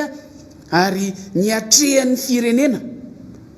olana maro isan-karazany na teo amin'ny lafiny ara-politika na teo amin'ny lafiny ara-pitantanana na teo amin'ny lafiny ara-toekarena tantara zany hoy aho tantara tsy fanadino ka na teoriana aza tsy misy itsonina na dia ny takelaka afantarana hoe teto ny kianjany 13 May dia lasa zary fotoana lasa zary toerana fifamitoanan'ny vahoaka malagasy lasa zary toerana fanehoan-kevitra teto Antananarivo renivohitra teto amin'ny renivohitra Madagasikara izany hoe eto amin'ny mahasolo tena ny Madagasikara ray manontolo zary lasa toerana fanehoana fangatahana fanehoan-kevitra indrindra ary hoy zahay hoe zary lasa teo no azo no heverina hoe lapan'ny demokrasia kianjan'ny demokrasia teto Madagasikara nanomboka tamin'izany fotoana zany nandeha ho azy zany ka raha nandeha ny zavatra nitranga tamin'ny taona 1977 dia teo koa no nitrangan'ny kiondalana sy mipoirany sapanandalana nandraisan'ny vahoaka zay tompony ny fahefana ny fanapahan-kevitra hitondrana ny firenena indray tamin'izany fotoana izany ka nirosona tamin'izay hita fa mety sy marimaritra iraisana mahasoa ny vahoaka sy mahasoa ny firenena iray manontolo tateoriana ninninna zavatra nitranga ninninna fanehoan-kevitra na olona azo lazaina hoe vitsy io na fikambanana io na fiarahamonim-pirenena io na etsy-bahoaka io dia saika teo amin'io kianjany fa 13 May io daholo no nanatanterahana an'izany ary zary lasa misy fomba fijery aza hoe eo no fanovanany tantarany firenena tantara zany ary tantara tsy azo adinoana ary fatatsika fa ny tantara dia miainga tamin'ny zava-misy tena nisy na dia fatatsika siantsika ary tatoato hoe ohatrany hoe azo ovaina ny tantara hoe anova ny tantara ny sasany hoe azo fironona ny tantara fa ny tantara zava-nisy dia tsy azo takonana hoy aho teo hoe teo ny toerana lasa fanehoan-kevitra ary raha nanomboka ny roso tamin'ny tena endriky ny demokrasia manaraka ny lalàna manaraka ny fenitra iraisam-pirenena izay iombonantsika amin'ireo firenena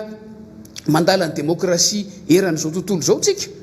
dia tonga saina tamin'izany fotoana izany hoe tena ilaina tokoa ny kianjan'ny demokrasia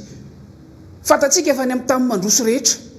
eran'izao tontolo izao any amin'ny tamin'ny mandala ny demokrasia rehetra dia misy ny toerana natao ho toeram-panehoana hevitra na ny mitovy na tsy mitovy ny amin'ny fitondram-panjakana tsy voatery natao an'ny mpanohitra foana ireny fa rehefa fanehoan-kevitra dia azo atao amin'ireny toerana ireny ary misy ary izy ireny manoloana ny toerana misy ny fisolotenany rafitra iraisam-pirenena mba ho heverina hoe tena maheno ny eo an-toerana ary tena mandre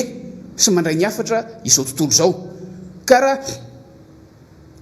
na sy niditra tamin'ny tsikelikely ho ia ara-tantara niditra tsikelikely tamin'ny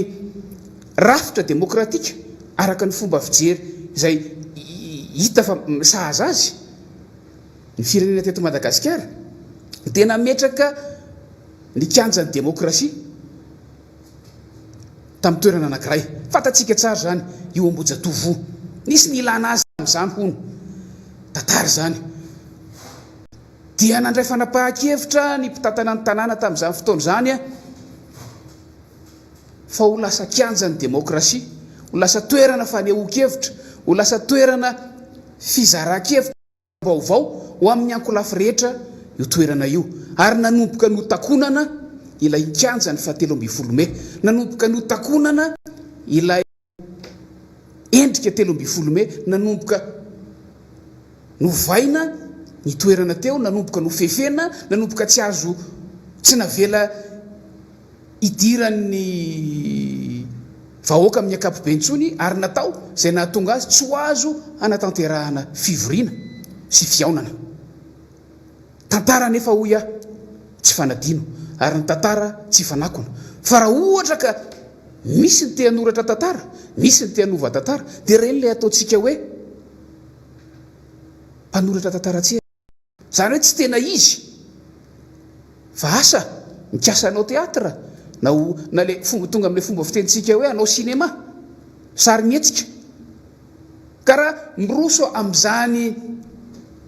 fahatsiarovana sy fanamariana rehetra zany androany dia te aneo fotsiny hoe na tsy ary koa isika omaly ny kion-dalana sy ny sampanandalana izay nirosony ny firenena tamin'izany fotoana izany ary matsiaro ampahamendrehana ireo zoky ray aman-dreny mbola maro amin'izy ireo mbola miara-miriri amintsika amin'izao fotoana izao misy ireo fa nandao antsika lasa nodimandry mahatsiaro an'izy ireny ampahamendrehana miondrika amin'ny herim-pona nanan'izy ireny toy ny fanaontsika rehefa mahatsiaro tantara sy ny zavanitranga tamin'ny 20 Marsa 1729 tsika miondrika ampahamendrehana sy ampanajana amin'ny herim-pona izy ireny ary mahatsiaro tsy manadino manamarika hatrany izany zavatra nitranga teo amin'ny tantaran'ny firenena zany satria zava-dehibe izany andro ny 17 Mey izany eto amin'ny tantaran'ny firenena malagasy fa raha ny resaka ny iverina amin'iny antsika rehefa avy eo fa raha ny resaka ny saika antony mahatonga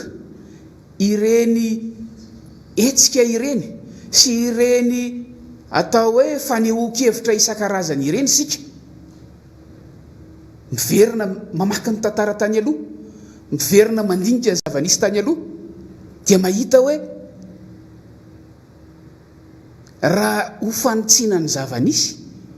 no tanjona tamin'izany fotoana izany raha nijerena lalam-baovao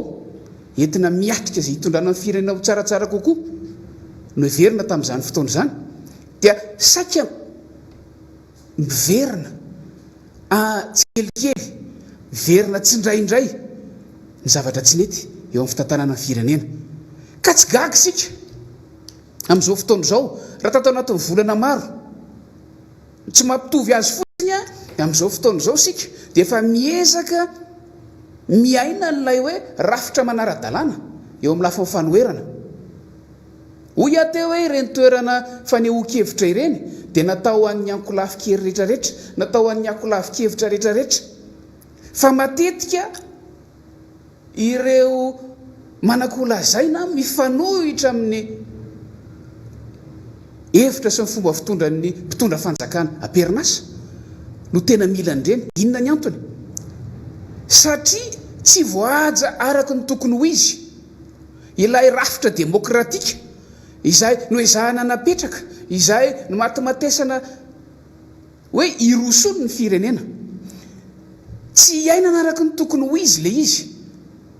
hanika tsy ny tantara fotsiny ihany ny voatakona,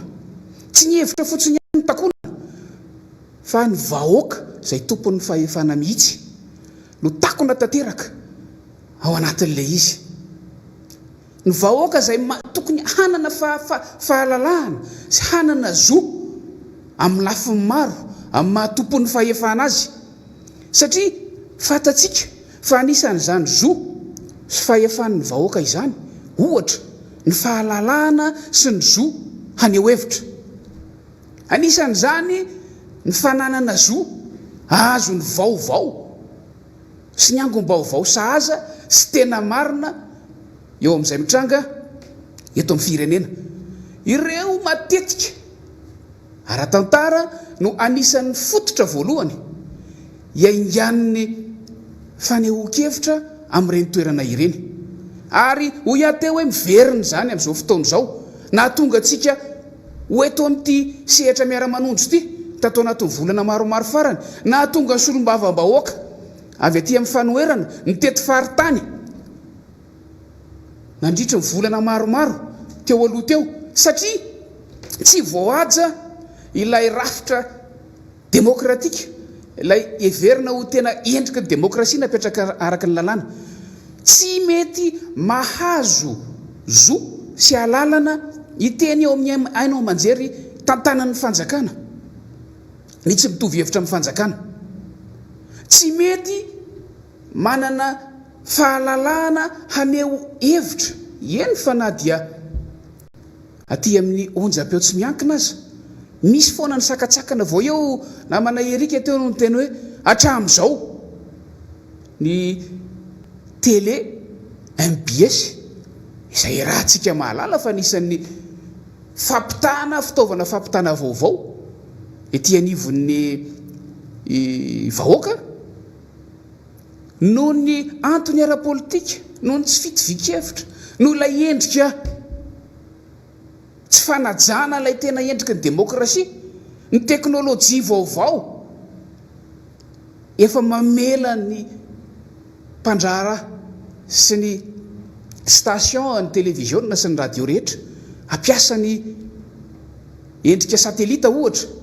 fa noho ny antony ara-politika mba tsy tenenako hoe no ny didiko fe lehibe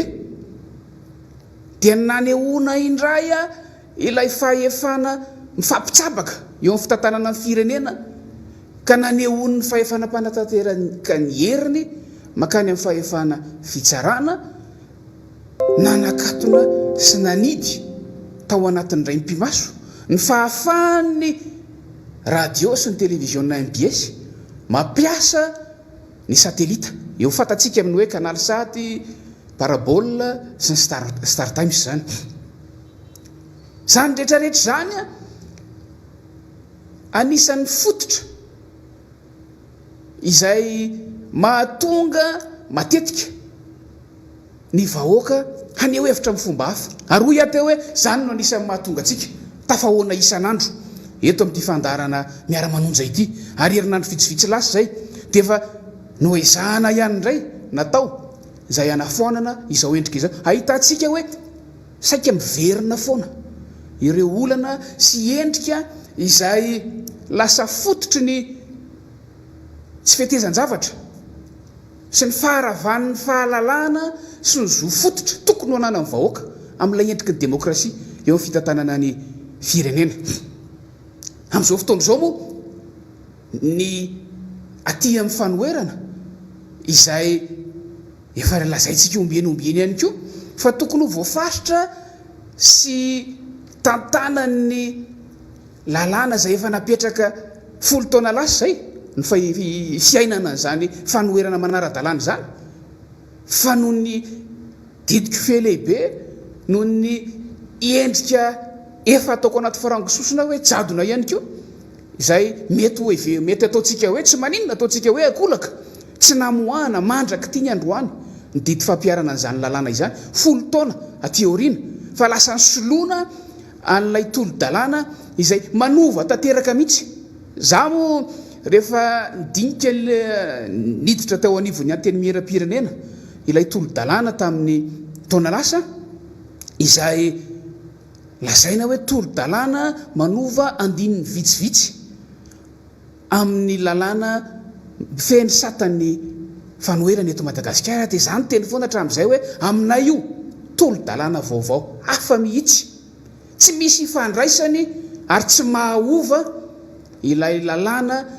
1.4 aotra 3.0 izay mifeny satany mpanohitra izay efa nakatoavina sy efa naparitaka efa soniavin'ny lehibe mpanjakana tamin'izany fotoana izany 10 taona lasa zay tsy mahasolo io satria tsy manova andininy mihitsy fa manova ny votoatiny sy ny fomba fijery amin'ny ankapobeny ilay lalàna sy ilay sata izay mifeny mpanohitra lalàna sata izay mifeny mpanohitra izay mametraka no tokony ho rafitry ny fanoherana amin'ny ankapobeny eo anivon'ny antoko politika sy eo anivon'ny firenena ray manontolo izany ve ovaovana andininy vitsivitsy izay lasa manana endrika mihitsy rehefa aveo hoe sata mifeny fanoherana eo anivon'ny parlemanta fotsiny tsetsatsetsy tsy aritra kely iny satria araka ny voalaza teo a mivoaka anaty vata fampangatsiahana any anivon'ny anteny mieran-doolona ilay tolo-dalàna resahana izay amin'izao fotoana izao rehefa nitsoka tany nandritry ny taona tsy nisy fiana miandritsika hoe ahoana ny toyny fa tsetsatsetsy tsy aritra hoy a entina anazavana fa nisan'ny tantara voaingana ihany koa zany ary tantara mbola itoy voaingana kanefa avy amin'izany no ahafahantsika mamaritra ny hoavin'ny firenentsika indrindra eo amin'ny lafiny ara-politika ka hoy ateo hoe ny mpanohitra matetika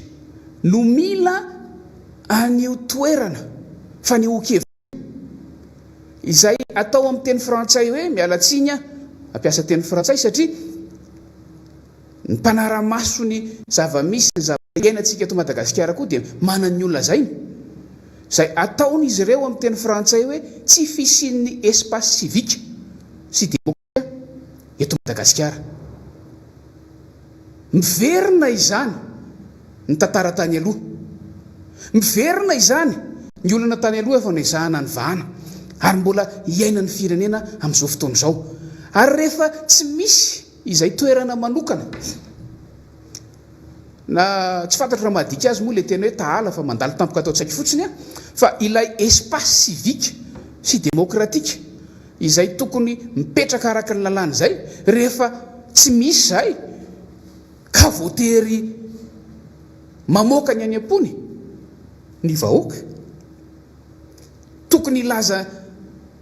zavatra izarany vaovao amenona ny zoso ny fahalalahany vahoaka ny mpanohitra dia lasa mitady ny endrika sy ny toerana rehetra ahafahana manatanteraka an'izany ary anisan'izany hoy a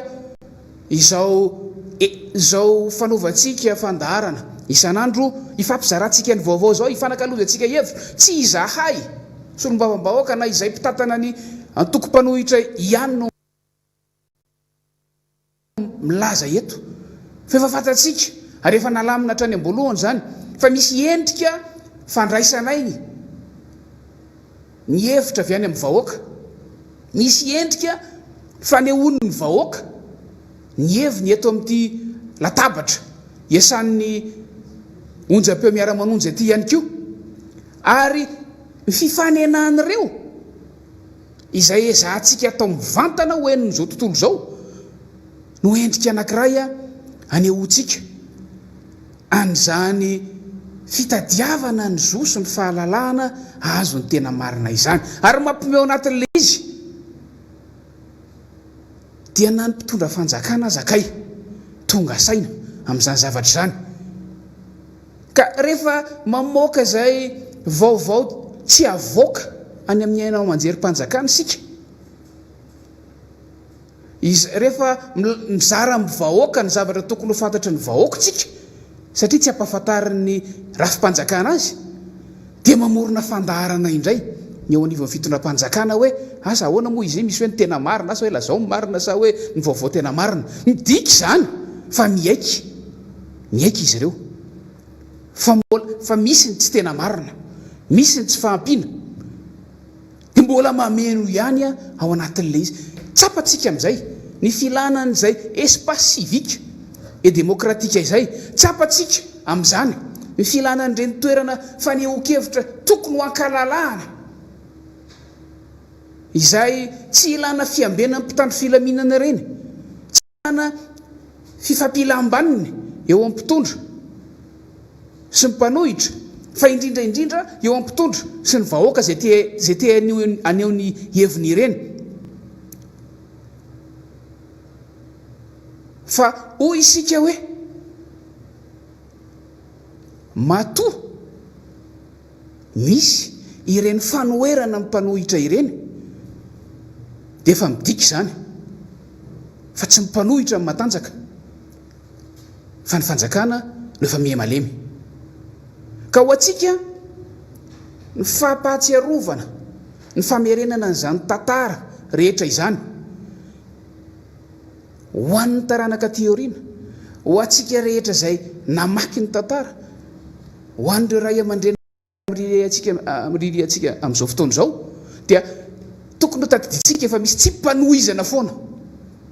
ny tantara sy ny zava-misy teto amin'ny firenena malagasy. Ka rehefa tonga ny fotoana na fehezina toy ninona aza ny vahoaka, na fehezina toy ninona aza ny mpanohitra, na fehezina toy ninona ary ny solotena ny vahoaka, rehefa tonga ny fotoana tokony ilazana sy anehoana pahibe maso izany hevitra rehetra sy ny zava-marina izany dia tsy maintsy aseho izany.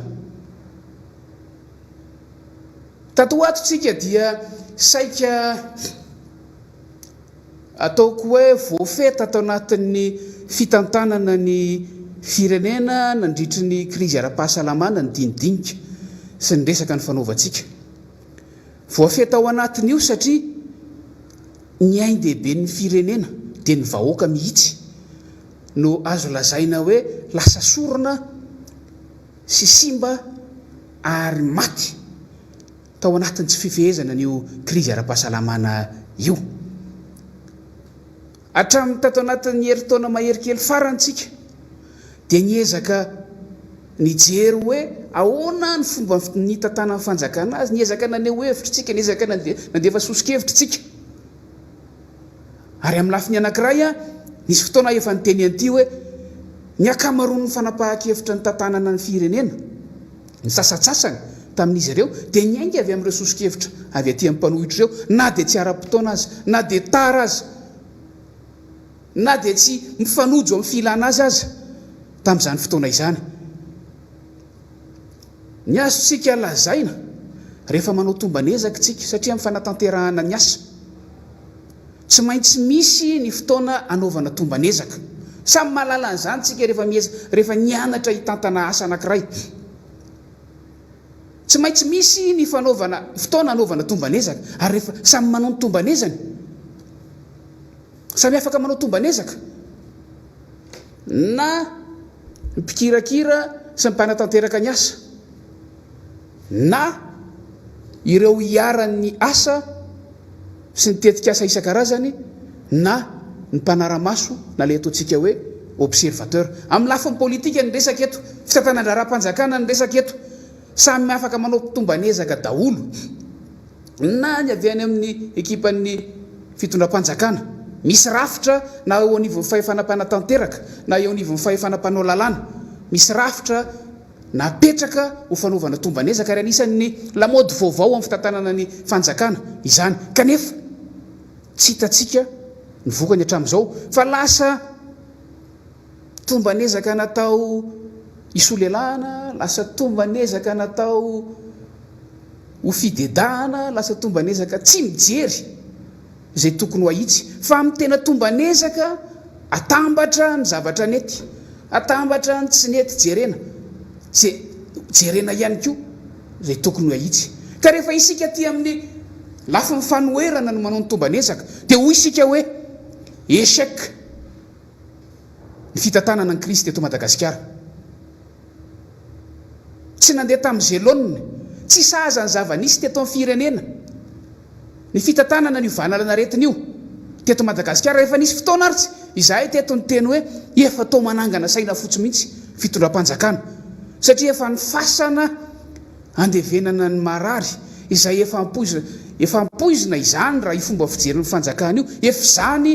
no noman'ny fitondram-panjakana izay natao hitarika ny ady hiatrehana nyty valana retina, hiatrehana nyty krizy ara-pahasalamana zany. Ka hoy aho hoe raha nanao tombanesaka tsika dia nilaza izahay hoe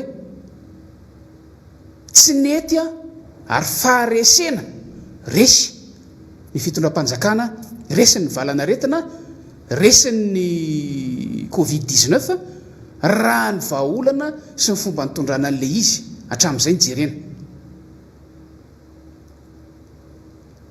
Rehefa manatanteraka asa, misy ny fanapahan-kevitra tsy maintsy raisina. Izahay mialatsiny mamerina an'ity hoe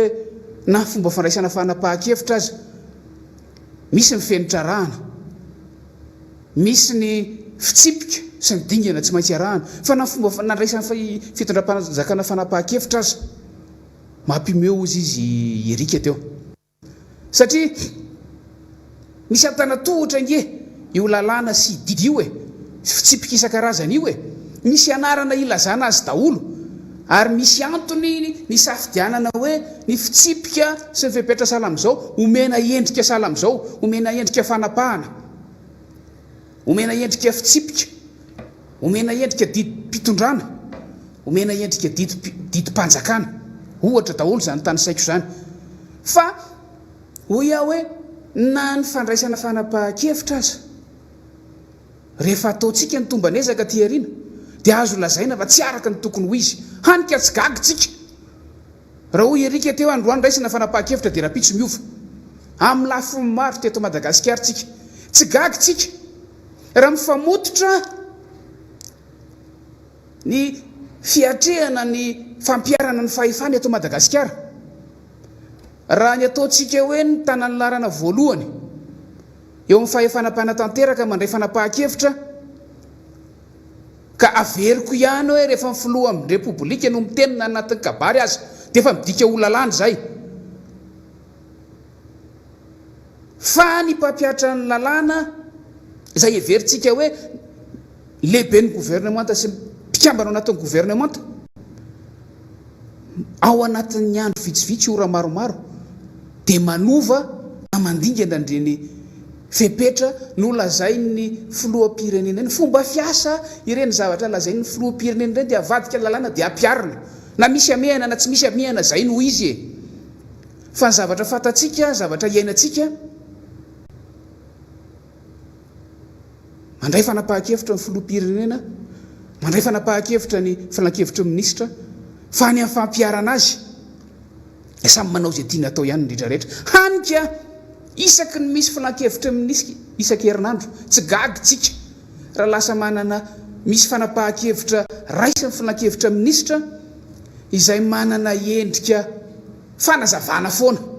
satria matoa mbola misy fanakianana ireny fanapahan-kevitra ireny, matoa mbola mahita olazaina ny mpikirakira vaovao mba tsy hitenenako hoe mpanohitra, matoa mbola misy ny azo lazaina ny amin'ireny kina ozy fomba fitentsika kiana. Ny dikan'izay mbola tsy manaraka ny tokony ho izy ny fanatanterana azy, hanika miezaka manarona ny tsy mety, miezaka manitsy ny diany ireo mpandray fanapahan-kevitra dia mbola toizako ihany hoe hanika omaly vao omaly firerinandro taty aorianany nanapahana hevitra hoe idina io sistany io, nanosika-hevitra ny avy aty amin'ny fanoerana hoe idia io sistany io, nandray fanapahan-kevitra ny filohan'ny repoblika hoe idina ny sistany. Fa firerinandro aty aoriana filan-kevitra minisitra maly mbola izay ihany ny resaka. satria tsy nampiarina araka ny tokony ho izy ilay fanapahan-kevitra, satria angamba tsy fantatro hoe tsy resy lahatra ny fanapahan-kevitra ny raisin'ny filohan'ny repoblika ireo mpanatanteraka ny fanapahan-kevitra teoriana ka mahita irika sy mitady antony hafa foana nampidirana fiaramanidina sy nampidirana mpandeha teto, ary tao anelanelan'izay tsy nisy fanovana zay tokony ho avy amin'ny filohan'ny repoblika, tsy nisy izay fanitsiana zay tokony ho filohan'ny repoblika izay namoaka ny fanapahan-kevitra no amoaka n'ilay fanitsiana. Fa herinandro vitsivitsy aty aoriana ny mpanatanteraka mpikambana ny gouvernemanta no milaza hoe misy antony tsy azo anoarina sy ny sisa ny fanapahan-kevitra ny raisina, tsy nisy ny lazan'izany hoe afa-tsy noho ny antony tsy azo anoarana, afa-tsy noho ny antony impérieux ozy ny teny nazatra ny sofintsika tatoato. Ka hoy ahy teo hoe hatrany amin'ny fandraisana fanapahan-kevitra rehefa atao ny tombanezaka dia efa tsy manaraka ny tokony ho izy ka tsy gagy sika raha ohatra ka afaka miteny aty ariana hoe tsy nandaitra teo amin'ny fiatrehana ny valana retina sy ny amehana ara-pahasalamana ireo fanapahan-kevitra ny raisina tamin'izany fotoana izany, ary zany zavatra izany dia miparitaka tsy aty anivon'ny fitondrana fa miparitaka any amin'ny faritra isan-karazany.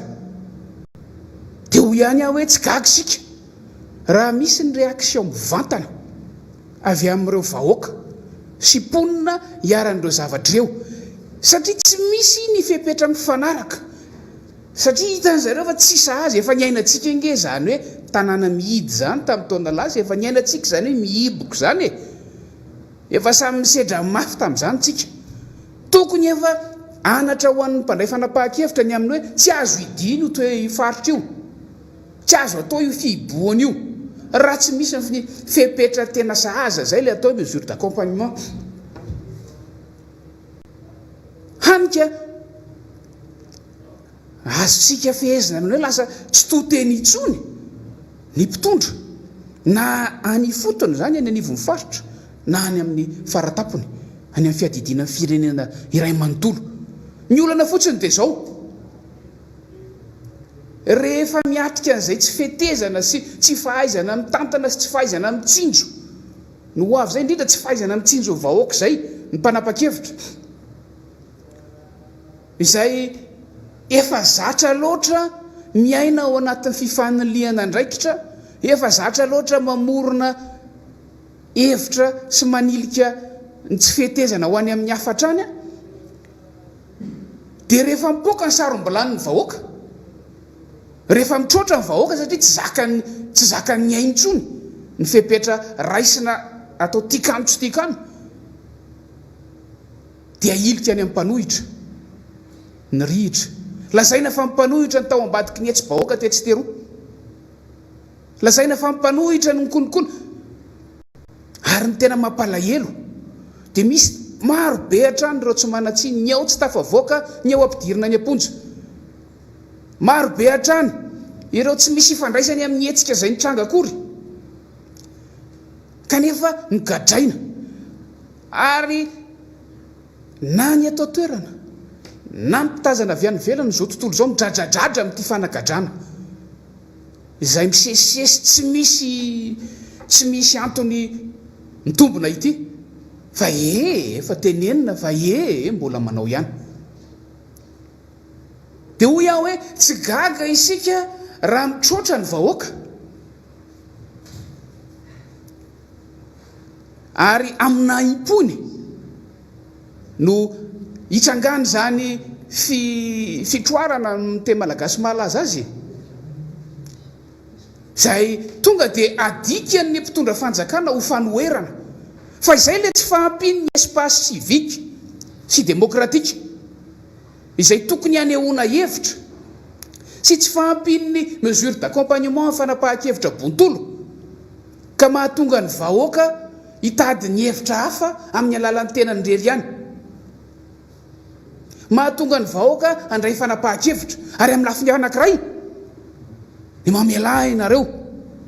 ilaza hoe efa tonga saina ny vahoaka tsy miandry mpanao politika hitarika tsy miandry atoko politika itsony ilaza hoe manohitra ilaza ny heviny avisy havanana fa tonga saina ny vahoaka ary mandray ny iny fa aneo ny heviny angie mahatonga an'ireny hetsika ireny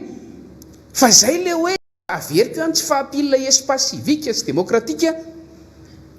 ilay fanehoan-kevitra rehefa sakanana rehefa ampidirana hetsika mpitandro filaminana ilay fanehoan-kevitra rehefa ampiarana herisetra katrany atsirabe fa samy manana ny anehoany azy moa fa ireny no nitranga hitapoko hitam-pirenena ka nahatonga ny fitondram-panjakana nanilika aty amin'ny fanoerana ny andraikitra tamin'ireny zavatra ireny kanefa ny fitondram-panjakana ny tsy nahay fitondram-panjakana ny tsy nahavita nandray ny fanapahan-kevitra zay saza ny firenena fa hoy zahay hoe efa tonga saina ny vahoaka isa-paritra efa misy ny fahatongavan-tsaina ary reny ny vokany rehefa terena be loatra ny rivotra rehefa ampidirina be loatra no naty kodiarana dia mipoaka ny rano rehefa mihoatra ny heriny any anatin'ny fantsona zay tsy sahaza azy dia mipoaka ary ny takobilany rehefa mandroatra ny zavatra andrahonao anatiny dia mipoaka dia zay le mahatonga le fitenenana hoe mipoaka ny sarom-bilany ka mialatsiny amintsika rehetra raha ny teny hoe mipoaka ny sarom-bilany tamin'ireo toerandreo fa zay ilay fahatsiarovan-tenan'le vahoaka rehefa hita terena loatra miatra amin'ny aina ange le zavatra nitrange fa mampalahelo anatin'le izy fotsiny dia satria tsy manan-kolazaina ny sasany dia ilika aty amin'ny fanoerana ny andraikitra ao anatin'le izy satria ny fanoerana fatany tsara fa ny zavatra nylazaina ty anivon'ny fanoerana hoy erika teo zavatra mety tenenina ihany fa ny akamarony tsy natao anafosafo ny akamarony tsy natao hitorana voninkazo fa ilaza ny tokony ahitsy mbola maivamaivana ny tenenako azy ilaza ny tokony ahitsy eo amin'ny dia sy ny fomba hitantanany fanjakana ny firenena ilaza hoe zao ny fomba fiasa sahazy ilaza hoe zao no asa tokony atao nisy fandaharana tamina radio tsy miankina anankiray teto Antananarivo voaingana dia nisy ray aman-dreny anankiray nilaza atao hoe be dia be ny asa vita vita ny fitondram-panjakana io zany fa ny mpanohitra mihitsy ny tsy mijery ary tsy mahita ka milaza fa tsy manao ninina ny fitondram-panjakana aloha amboariko kely ny fomba ilazako azy ataontsika ireo hoe manao zavatra ny fitondram-panjakana fa tsy ny fanaovan-javatra tsy fisian'ny asa tanterahana tsy mifananana tetikasa izay ny mampiavaka ny zava-misy amin'izao fotoana izao moa dia misy ny tetikasa zay lazaina fa no manina 5 taona ny alohan'ny fifidianana izay natrehantsika farany teo izay fa lazaina fa hatramin'ny famatsim-bola hoentina natanterahana an'izy ireny efa vonona talohan'ny fifidianana zany hoe talohany nandraisan'ny mpitondra amin'izao fotoana izao ny andraikitra eo amin'ny fitantanana ny firenena ny lazaina efa vonona izany ny zavatra iainantsika nefa rehefa tena mandeha le izy atao ahoana reny zany filazako azy kitoto satria lasa manentsika eo vao mitady cerveau andrafitra n'ilay tetikasa eo vao mitady cerveau anatanteraka n'le izy eo vao mitady kitapom-bola hoentina anatanterahana an'ireny tetikasa ireny ka averiko hoe tsy mifananana tetikasa tsy mifanatanterahana asa fotsiny ihany no atao hoe mety ny zavatra atao tsy ireny ihany no ahafahana manao tombanezaka pozitifa hoy ny fitenenana fa ny fanaovana tombanezaka amin'ny vokatra ireny asa sy tetikasa izay tanterahana iny anivon'ny firenena ireny zay tsy miteny hoe tsy ilaina ny zavatra natao fa fotoana ho an'izany zavatra zany ve zao anisan'ny zavatra ianarana voalohany indrindra raha ohatra ka tena nianatra ny fahaizana mametraka lahara-pahamehana priorisation amin'ny fanatanterahana ny andraikitra zay sanina rehefa mitana andraikitra anankiray ianao dia misy asa sahanina maro tokony ho atao ao anatina vanim-potoana anankiray anjaranao no mipriorize azy mijery hoe inona ny maika inona ny tsy maika misy zany misy ny maika misy ny tsy maika ary tsika vao maika tratra nyty amehana ara-pahasalamana ity manova ny fomba fijery talohan'ny fifidianana zany ny amehana ara-pahasalamana taty oriana fifidianana fa tsy zay maika talohan'ny fifidianana mbola maika aty anatin'ny krizy ny amehana ara-pahasalamana fa fahaizana mampifanojo ny filan'ny vahoaka arakaraka ny fiovan'ny toetrandro arakaraka ny fiovan'ny zavamisy eo anivon'ny firenena no ilazana hoe mahay mpitondra anankiray fa tsy teti-bola fampiasa amin'ny andavanandro amin'ny vanim-potoana tsy misy krizy mbola atao endrika na teti-bola mpanjakana ny resahako eto amin'ny hoentina mitantana ny firenena ao anatin'ny krizy ara-pahasalamana averiko ihany tsy ny lahara-pahamehana talohan'ny taona 2024 no lahara-pahamehana natrehana nanomboka ny taona 2024 ary zany no mampidona indrindrina ny firenena ray manontolo amin'izao fotoana zao zany mahafaty tsy kelikely ny vahoaka malagasy izay mampalahelo fa mifahasanandevenana azy sisa no vahaolana hitan'ny fitondram-panjakana hiatrehana an'izany zavatra izany hoy aho hoe izay tsy miteny hoe tsy misy asa mandeha fa tsy sahaza ny firenena tsy sahaza ny vahoaka tsy any amin'ny maharary no asipanafody tsy any amin'ny maharary no tsofina fa lasa any amin'izay maso vondron'olona vitsivitsy fotsiny any amin'izay mety ahitana antokon'olona vitsivitsy inona ty izy tombony ao anatin'ny fanatanterahana ilay andraikitra fotsiny raha nivoaka tato ato ny fomba fiteny hoe misy contrat ifanaovana tamin'ny vahoaka zay mila tanterahana dia hoy aho hoe tsy diso zany fa mila ajaina ny contrat fatatsika fifanarahana ao anatin'ny amina andaniny sekilany anankiroa farafahakeliny mila ajaina io fa tsy hoe mbola tsy dila le vanim-potoana dia tsy maintsy hoe iny foana no arangaranga iny contrat iny fa rehefa tsy manaja ny contrat iny ao anatin'ny fanaovana contrat misy ny fitsinjovana ny atao hoe fanapahana ny fifanarahana rupture de contrat ary ao anatin'ny voatsinjo ao anatin'ny fifanarahana io ny endrika irosoana makany amin'izany famaranana ny fifanarahana zany rehefa ilaina ka tsy natao arangaranga anafinana ny tsy mety sy eboebona ny fisin'ny fanehoana hoe contrat natao amin'ny vahoaka ny zavamisy fa mila ajaina io contrat io nanajany contrat ny vahoaka aty amin'ny andaniny fa ny any amin'ny ankilany le mpitondra ve nanaja samy nahazo tombony tao anaty ny amin'ny fifanarahana na ny andaniny any ankilany dia mila mahazo tombony fa nahazo tombony tao anatin'izay daholo ve ny andaniny sy ny ankilany ho anay dia miteny zay hoe tsy nahazo tombony tamin'ny fifanarahana io ny vahoaka ary rehefa afanenina eo amin'ny fampiarana ny fifanarahana dia tapahana ny fifanarahana zany ny fomba fiasa amin'ny ankapobeny inona no endrika maro isehoany zany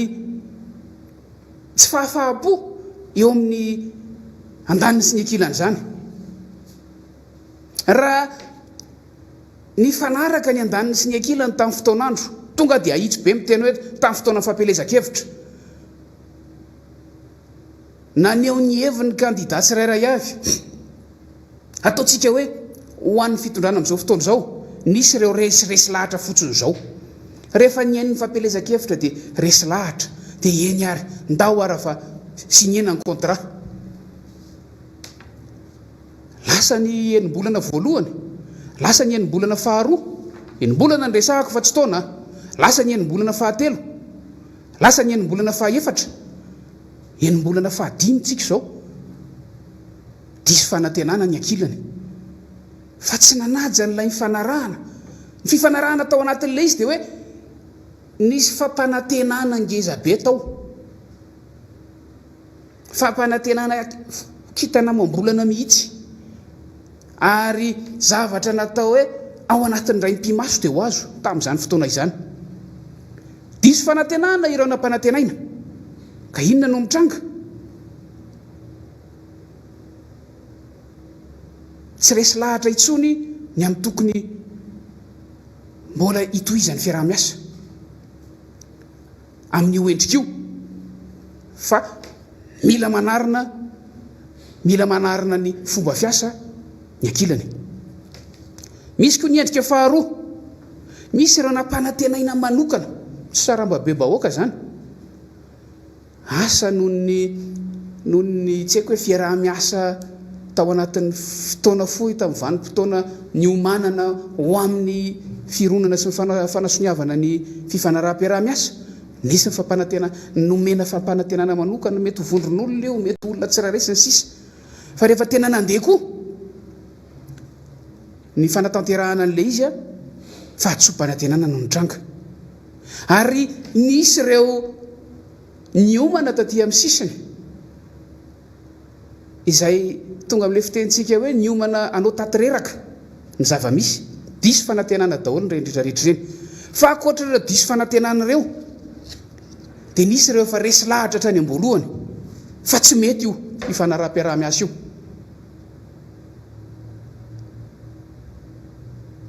Ataoko hoe raha tarafitsika amin'ny fitantanana ny raharaham-pirenena amin'ny ankapobeny a, ny ao anatin'ny antoko-panohitra amin'izao fotoana izao, dia tsy ireo lazaina hoe ny faninana tamin'ny mpitondra fanjakana tamin'ny fotoana nanaovana fifidianana fotsiny ihany. Raha ohatra hoe avy amin'ny antoko-tiako Madagasikara ohatra, marina fa mpifaninana, ary tonga dia vita ny fifidianana, rehefa tsy nahazo ny toerana no eritreretina, dia nanao fanambarana ny akan'ny toeran'ny mpanohitra. Fa tsy ireo ihany, tsy ny antoko-tiako Madagasikara ihany sy mipomba azy ihany no aty amin'ny ankolafan'ny fanoherana amin'izao fotoana izao, fa ireo rehetra lazaiko teo ireo, izay tratra ny fahadisom-panantenana teo amin'ny fanatanterahana an'ilay fiaraha-miasa, dia saika miaraka ty anivon'ny fanoherana, satria samy mahatsapa hoe mila ahitsy ny fomba fitantanana amin'ny firenena. Mila ahitsy ho ia, satria ny anjara andraikitra mpanohitra dia milaza ny zava-misy, maneho ny marina tsy fantatry ny vahoaka, ary manitsy ny dia mpitondra. Araka ny voalaza ombieny, fitaovana tokony ampiasain'ny mpitondra fanjakana nge ny fanoherana e, ahafahana manatsara ny diany. Fa averiko hoe ireo lasa ty amin'ny fanoherana amin'izao fotoana izao, dia tsy ireo ny faninana tamin'ny fotoana fifidianana ihany, fa ireo diso fanantenana fa niaraka tamin'ny ankilany ihany koa tao anatin'ilay fifanarahana mpiaraha-miasa. Ireo no mitsangana ao anatina rafitra anankiray, maneho ny endriky ny fanoherana, mety ho fikambanana io, fa amin'ny ankapobeny antoko io, vondrona politika io, antoko politika, vondrona politika. Fa ny zavatra mitranga tato ato, rehefa iverenantsika ny fanehoan-kevitra ny vahoaka tato ato, dia tonga dia raisy ny fitondram-panjakana ho mpanohitra ihany koa zany, ireo vahoaka izay naneho ny heviny tany amin'ireo faritra izay tsy nanaiky ny ampiarana an'ireo fepetra, tsy nisy mesure d'accompagnement. Ary ny fitondram-panjakana ihany arak'izany no mamorona endrika fanoherana vaovao aminy. Izany hoe ireny endrika fanehoan-kevitra, ireny endrika hetsy-bahoaka any fotony ireny izahay mitranga ao anatin'ny ora ray ora roa fotsiny dia raha tokony ho raisin'ny fitondram-panjakana ho fanomezana sosikevitra ny amin'izay mety sy tokony atao amin'ny fitondrana ny raharaha dia lasa raisin'ny fitondram-panjakana ho endrika fanoherana vaovao zany hoe efa midika zany fefa miaiky izy fefa mivoaka ny fotony mihitsy no manohitra ary zay ny mahasarotra nyity raharaha ty satria rehefa tsy napetraka efa tsy manakery satria mbola tsy nampiarina ilay lalàna mifeny fanoherana eto Madagasikara dia hoy ny vahoaka hoe alao zay laza ny hevitray amin'izay fomba sy sahaza fomba hitanay fa sahaza mety aminy rehefa tsy homena ny kianjan'ny demokrasia rehefa tsy azo any ho-kevitra intsony eo voatanàna Antananarivo amin'ny kianjan'ny 13 Mey dia alao zay hijery fomba hafa anehoinay ny hevitray dia tsy gagitsika raha reny no mitranga fa ny mahagagatsika eny mety tsy mahagaga ihany fa ny zavatra hitantsika dia zao hoe ny fehan'ilay izy raisy ny fitondram-panjakana ho mpanohitra avy hatrany reny raha tokony ho raisiny ho vahoaka maneho ny heviny ary mandefa sosikevitra reny ilay atao hoe mandefa fanairana lakolosy fanairana amin'ny fitondram-panjakana ka ahafahana manitsy ny dia ao anatin'ilay fitantarana ny firenena zay ny zava-misy ka hoy izahay hoe rehefa ferana rehefa terena rehefa fefena ny fanehoan-kevitra indrindra ny avy amin'ny vahoaka izay marinay fa tena efa tena latsaka anatin'ny fahatrana lalina mihitsy na tena iny vahoaka dia hoe afaka enim-bolana taorian'ny janoary 2024 satria izay ny nampanantenana azy dia hiakatra ny taux de croissance na tena iny vahoaka dia hoe ny taona 2024 mbola tsy tonga ny Covid-19 tamin'izany dia efa ho azo tsapahitanana ny fahafahan'ny firenena mizaka tena arabola zany ny nampanantenaina avy amin'ny alalan'ny arim-pirenena mbola tsy nitranga ho any Covid tamin'izany fotoana zany fa mandraky tia ny androany vao maika fahantrana lalina vao maika findrana mambola avisy havanana no mitranga eto Madagasikara nanazava moa teto ny solombavam-bahoaka namana Fakomaly amin'ny atsipriany amin'ny taremarika zay nampanantenay fa mbola hoentiny eto amin'ny latsinainy ny filazana ny fahatsompanantenana sy ny fahadisoan'ny kajiny ny mpitondra fanjakana mihitsy tamin'izany fotoana izany hanika ny vahaolana zay hitondrana ny firenena amin'izao fotoana izao dia tsy misy sahaza mihitsy tafahitsoka lalina ao anaty fahantrana ny vahoaka malagasy izay averintsika fa ao anatin'ilay rafitra demokratika izay nanapahantsika hevitra fa hirosoana dia izy ny tompon'ny fahefana aradrariny be raha mihetsika izy ny tompon'ny fahefana ary mila mpahafantarina ny vahoaka hoe atraizany zony sy ny fahefany sy ny andraikitra tokony ho raisiny eo amin'ny fiainam-pirenena amin'ny mahatompony azy dia izy no tompon'ny familiana raha amin'ny lafiny demokratika ny resantsika dia fomba fiteny foana hoe ampindrano ny vahoaka fahefana ny mpitondra ary vokatra ny fanapahan-kevitra ny vahoaka ny isiny hoe ireto ny mpitondra ireto ny tsy mpitondra na ireto ny mpanohitra vokatry ny fampiarany vahoaka ny fahefany sy ny zony eo amin'ny fanomezam-pahefana ataony zany ka rehefa hita fa tsy fanaraka amin'ny zahatra nantenainy sy no heveriny dia tokony ho fatany fa mbola azy ihany ny fanapahan-kevitra zay ny zava-misy izay ilay kisarisary raha ataontsika kisarisary raha ataontsika hoe za tompona fiara olona anankiray ny tompona fiara omeko mpamily iny ampiasainy ihany rehefa tsy mahafa-po araka ny fanarahana isy le mpamily ve ny vokatra fampiasana an'le fiara dia avelako hoentin'ny mpamily amin'izay atsika namany an'izay fa ny azoko lazaina dia niendrika ny tranga fanehoana fa hay zany efa tsapan'le vahoaka ihany ho izy efa tsapan'le vahoaka ihany manana anjara andraikitra izy eo amin'ny fitondrana n'ity fireneny ity na amin'ny vanim-potoana milamina na amin'ny vanim-potoana misy krizy sahala amin'izao fa tsy ireo izay nampindramina fahefana tsy mipamily indray no andeha hoseho tompony tsy sanatry ny vavaladiany lela ny miaramila izay natao tandroka ary mivozona eo mantsy ny fanontaniana mipetraka hoe iza le vozona satria aminay ny miaramila ny folo alin-da mpitandro filaminana natao hiaro ny vahoaka sy ny fananany ny vahoaka zany ny vozona natao hiaro ny vozona fa ny zava-misy matetika dia ny natao herim-pamoretana amoretana ny vahoaka zany ny zava-misy mampalahelo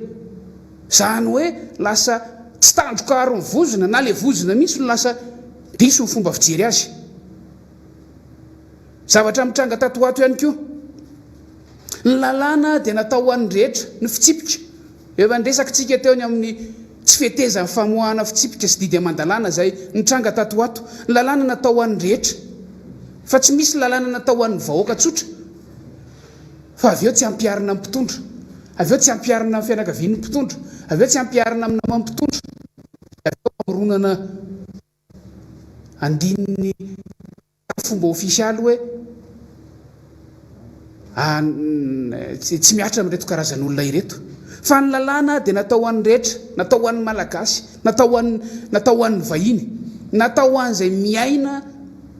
sy voakasika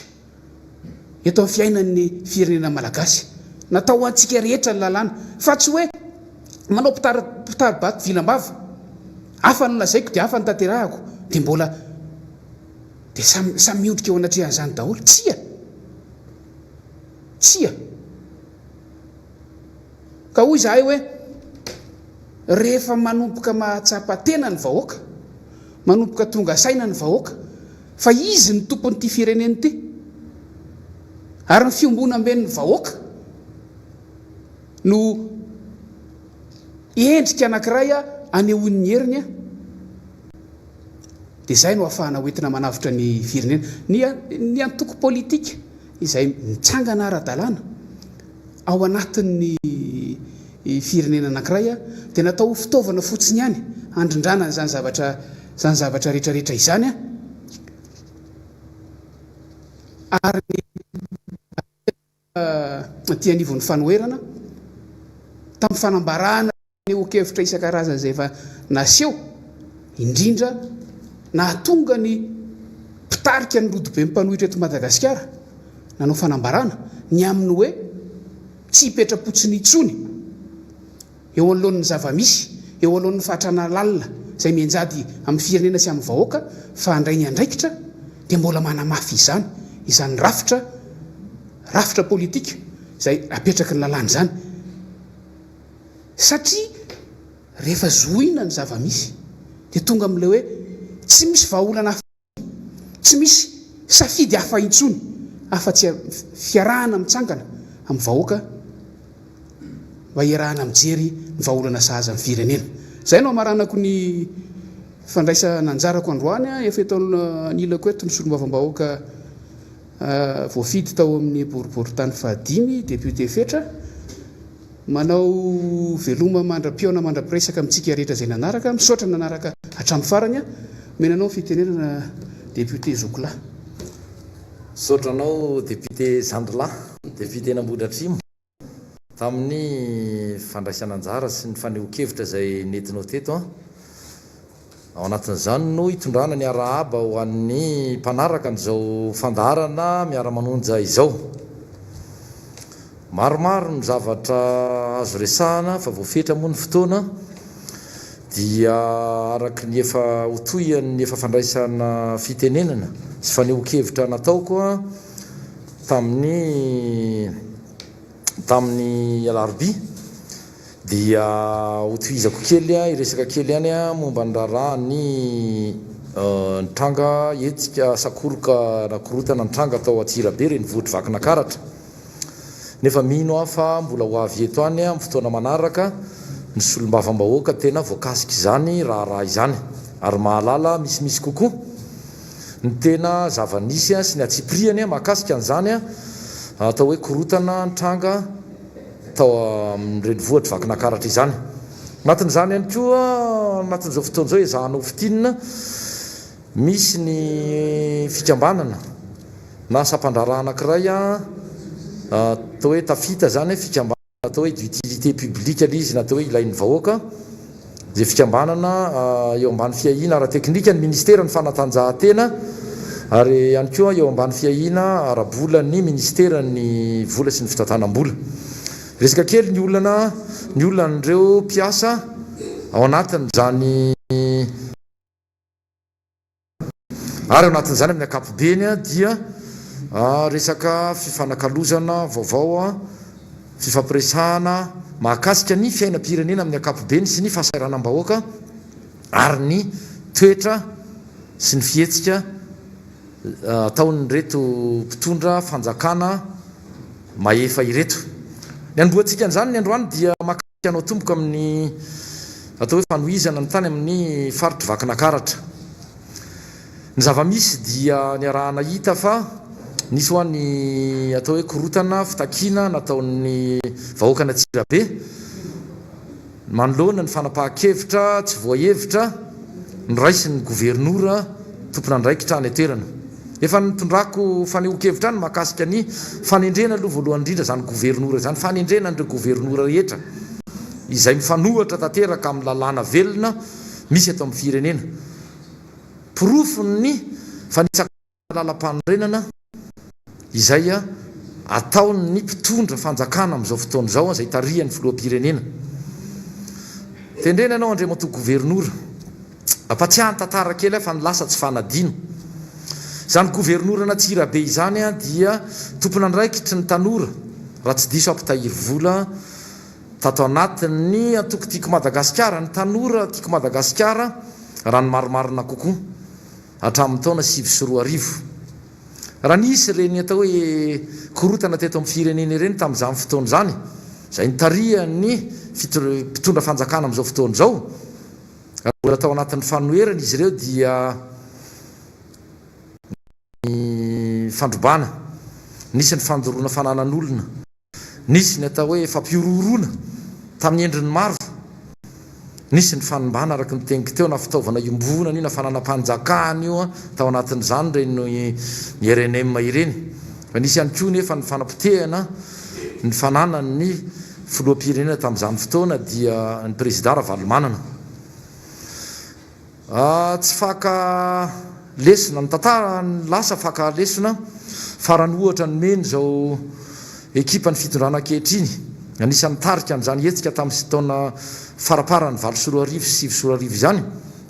dia nampalahelo satria araky ny teniko teo anisan'ny antony mbola tsy nampiarina zao firenentsika izao anisan'ny mbola antony mahatonga an'izao olana ara-toekarena sy ara-tsosialy tarazony zany zao mbola iainantsika izao ka nampalahelo amin'ny fomba ny mpanao politika malagasy dia tony nataony ty andriamato gouvernoura ny vakina karatra ity zay araky ny teneniko hoe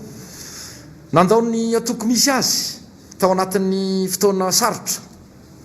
tsy vitany nandao ihany fa nanaratsy mbola sahany nanaratsy ary ety mihitsy ny tena mampametra-panontaniana satria lasa tsy voakitikitika amin'izao fotoana izao tsy voakitikitika zao ny teniny tamin'izany fotoana raha atao hoe ny solelaka tany amin'ny fitondrana tetezamita dia tsy iza fa andriamatoa andry rajoelona tamin'izany fotoana zao ny teniny ny tenanay izahay dia nanao ampimamba ny are-pirenena izahay dia nanao ampimamba ny are-pirenena teo amin'ny fitondrana efa nahongandrareo tamin'izany président Ravalomanana satria mitady dera mitady sitraka dia inona tokoa moa nalainy ny tao amin'ny fitondrana tetezamita ho namana ny olona toy izany nalaina namana dia zao no mampetra-panontaniana ry mpiaino ajaina sy anareo mpitondra fanjakana ny olona nanao aveu nanao fiekena fa nanao ampimamba ny are-pirenena nefa atao miriaria tsy voakitikitika fa ny olona na sanatria noho ny fahoriana noho ny fahantrana ny mangalatra koa kely etsy nangalatra mangahazo nanao an'izao sy mivoatondrotondromolotra dia mihiboka any amponja sanatria ny nanao akanjo menamena toy nyzao anaovana izao tamin'ireny faharoapolony vona febroary reny hatramin'izao tsika miteny zao ny akamarony mbola any amponja ka izay no zavatra tiako ambara mahakasika an'ireny zavatra nitranga tany Antsirabe olona manahoana moa zany gouvernour zany araka ny teniko fa gouvernour mpamadika palitao tsy mijery afa-tsy ny tombotsoany manokana ary ny akamarony mpiara-miasa raha ny angom-baovao azo avy any vakina karatra any dia marobe ny zavatra tsy mandeha izay mbola ho angatahany amin'ny inspection générale de l'État ny any anivon'ny Bianco mba hanao fanadiadiana mahakasika na zavatra maro izay mbola tsy hidirako amin'ny atsipriny satria ny tsara raha ny sampandrara izay tena natokana nanao an'izany fanadiadiana izany ny toko manao izany ka inona ny tiako ambara tongavana amin'izany hoe raha nitrangy reny korotany reny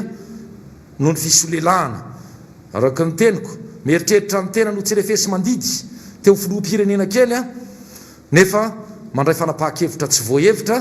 dia niteraka korotana ary manilika rehefa aveo izany tsy fahaizana amin'ny tantany zany sy ny korotana nateraka izany fanapahan-kevitra tsy voahevitra izany aty amin'ny solombavam-bahoaka mpanohatra sy aty amin'ny mpanohana sy mpanaradia ny filora valomanana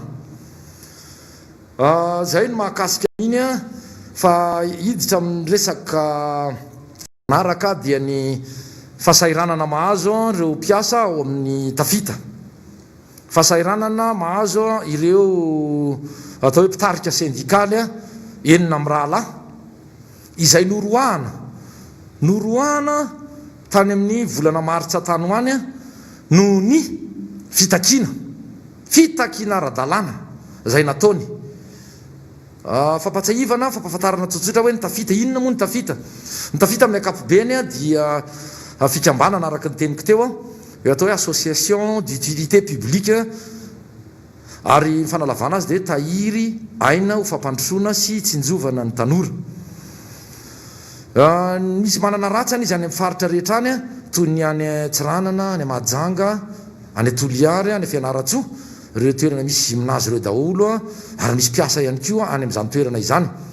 ny fidiram-bolany dia loharanom-bolany dia apahany avy amin'ireo le aba azo ny fanjakana avy amin'ny paraky avy amin'ny sigara sy ny sitra sy ny sisa sy ireo atao hoe jeu de hasard sa jeu en salle tsy fatako tsara ny tena fomba hitenena anazy ao ihany koa fampanofana ny toerana amin'ny braderie sy ny sisa manana mpiasa eo amin'ny 50 eo zany tafita izany maro be mihitsy ny zavatra etoany sy ny fandanim-bola raisiny zany tafita izany ny zava-misy anefa dia tamin'ny fitondrana teo aloha dia nitapahana nanenana 700 ny vola ampiasain'ny tafita niteraka olany zany maro teo anivon'ny mpiasa satria nisy ny fotoana izay atsasakarama ihany no nyraisin'ireo mpiasa ireo noho ny tsy fahampiny ny vola eo ampelantanana dia nisy tsy voaloha le charge na reo le atao hoe ny jirama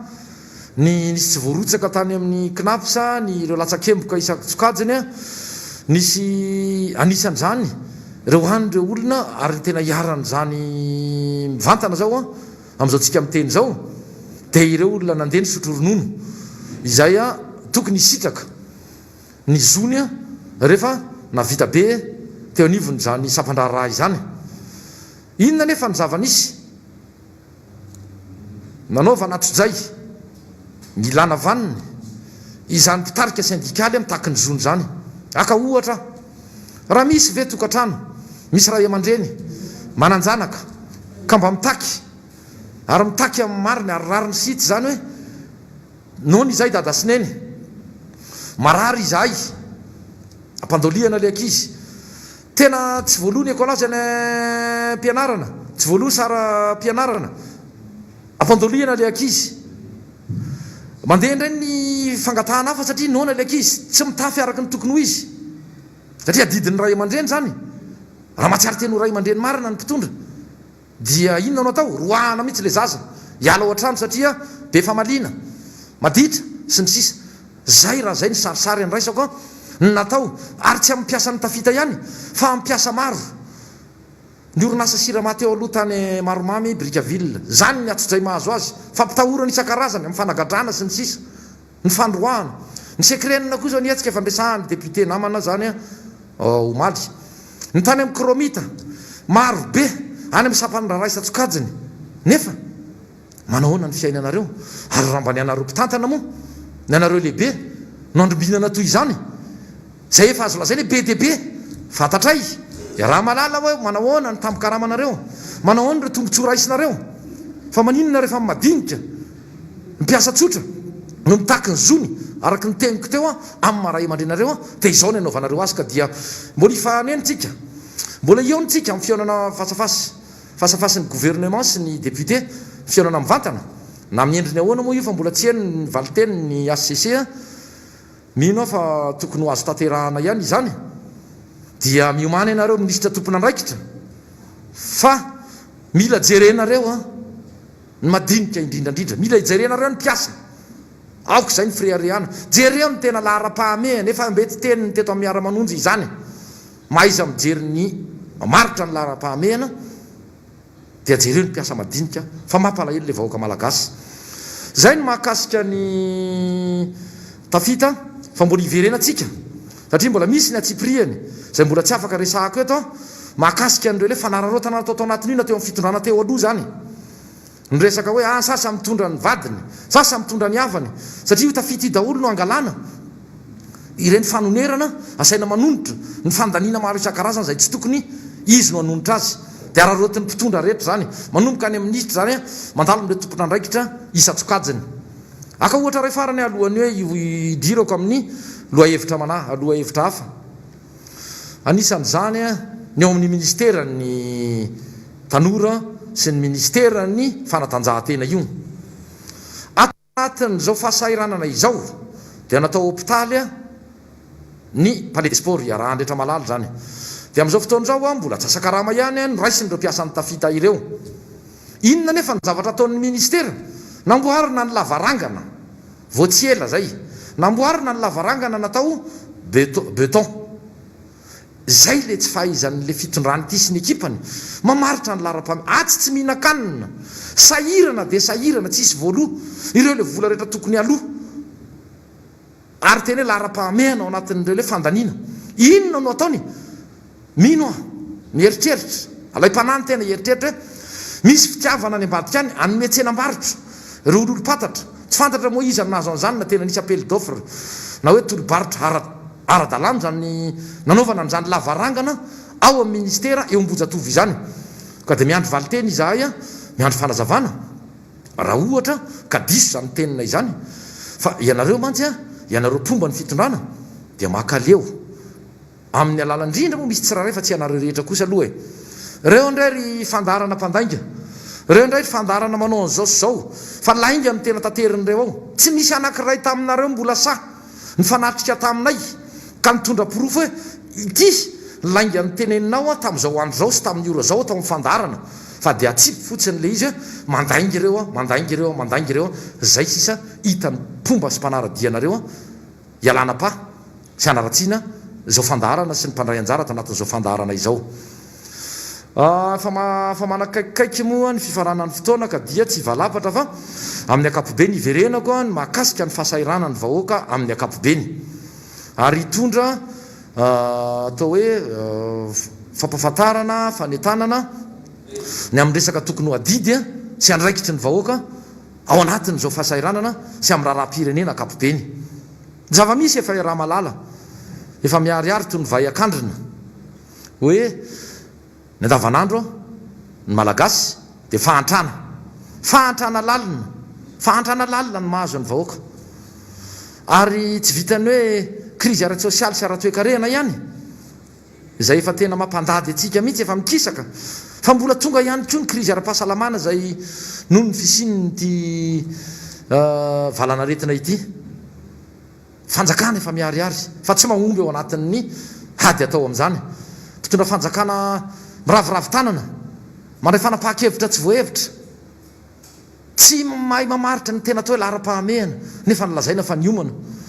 verenako zany lokalokana tany aloha zany anovan'izao sika hiala mijadonytsika nahongana président Ravalomanana mipitehana ny fananany zay ny eritreretiny fa tsy ho tafaverina ntsony amin'ny fitondrana izy a dia hopitehana ny fananany tsy zay zava-misy fa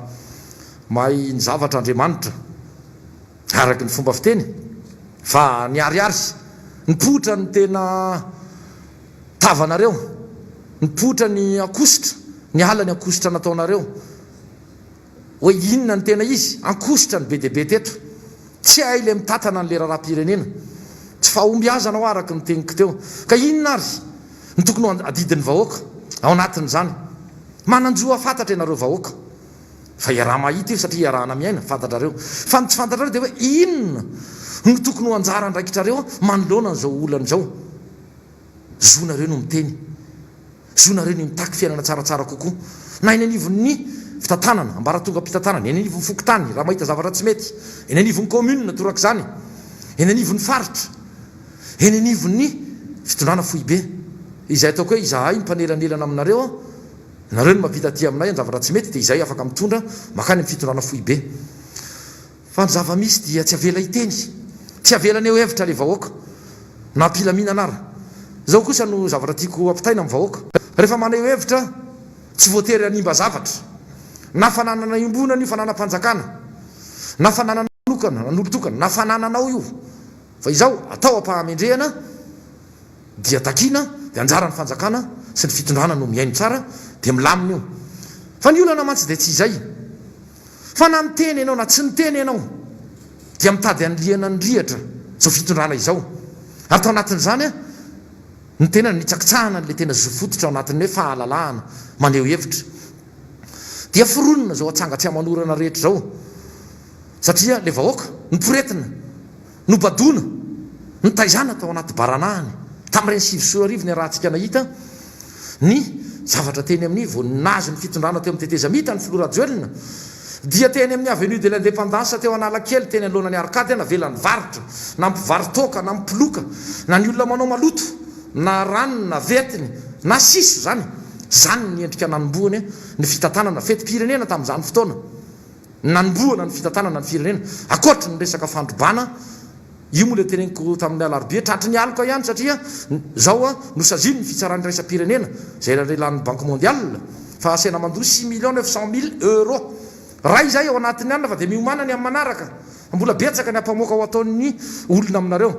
ny malagasy miporetinareo amin'izao fotoana izao fa ny vahiny a tsy ho adalainareo amin'izany atreto aloha dia manarak'izay a miresaka mitodika mpitandro filaminana satria efa ifaraparana ny fotoana aoka ianareo a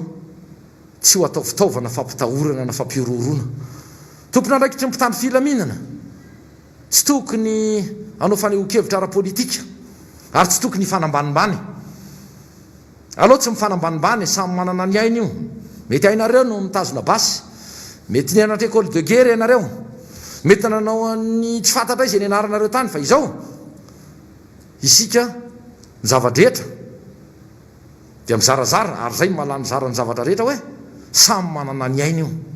samy manana ny fantany io fa tsy rehefa tonga teo amin'ny fitondrana akory a dia andriamanitra kely mihitsy ianareo fa raha ny zavatra iainana amin'izao fotoana izao dia efa tena hoe tsy zaka efa miatra amin'ny taolana mihitsy a ka dia efa tonga moa ny fotoana amaranana n'izao fandaran'izao ka dia mbola mitondra ny teny fampaherezana ho an'ny vahoaka malagasy ary mbola ihany koa manamafy ny mbola fanajana izany le fepetra anakanana tokony anajanony tsirairay na ny ankizy io na ny lehibe satria raha malala fa ny ankizy mbola tsy dia andairan'izany loatra ka ho anareo rakizy ho anareo ry tanora raha tianareo ray aman-dreny tianareo ny manodidina mbola tianareo ny ary iriry amin'izany ray aman-dreny sy ndraitrany a dia ajainareo ihany koa torak' izany reo le fepetra napetraky ny fitondram-panjakana sy napetraky iraisam-pirenena mba tsy hiparitahany zany a sy ny anajanareo izany fepetra rehetra zany mba tsy hiparitahany a izany a tsy mokaretin'izany a ka efa miteraka valana retina eto amin'ny firenena ao anatin'izay a no amaranako ny anjara fandraisana fitenenana teto ka dia mametraka ny samy tsara ho antsika rehetra ho amin'ny manaraka indray veloma tompoko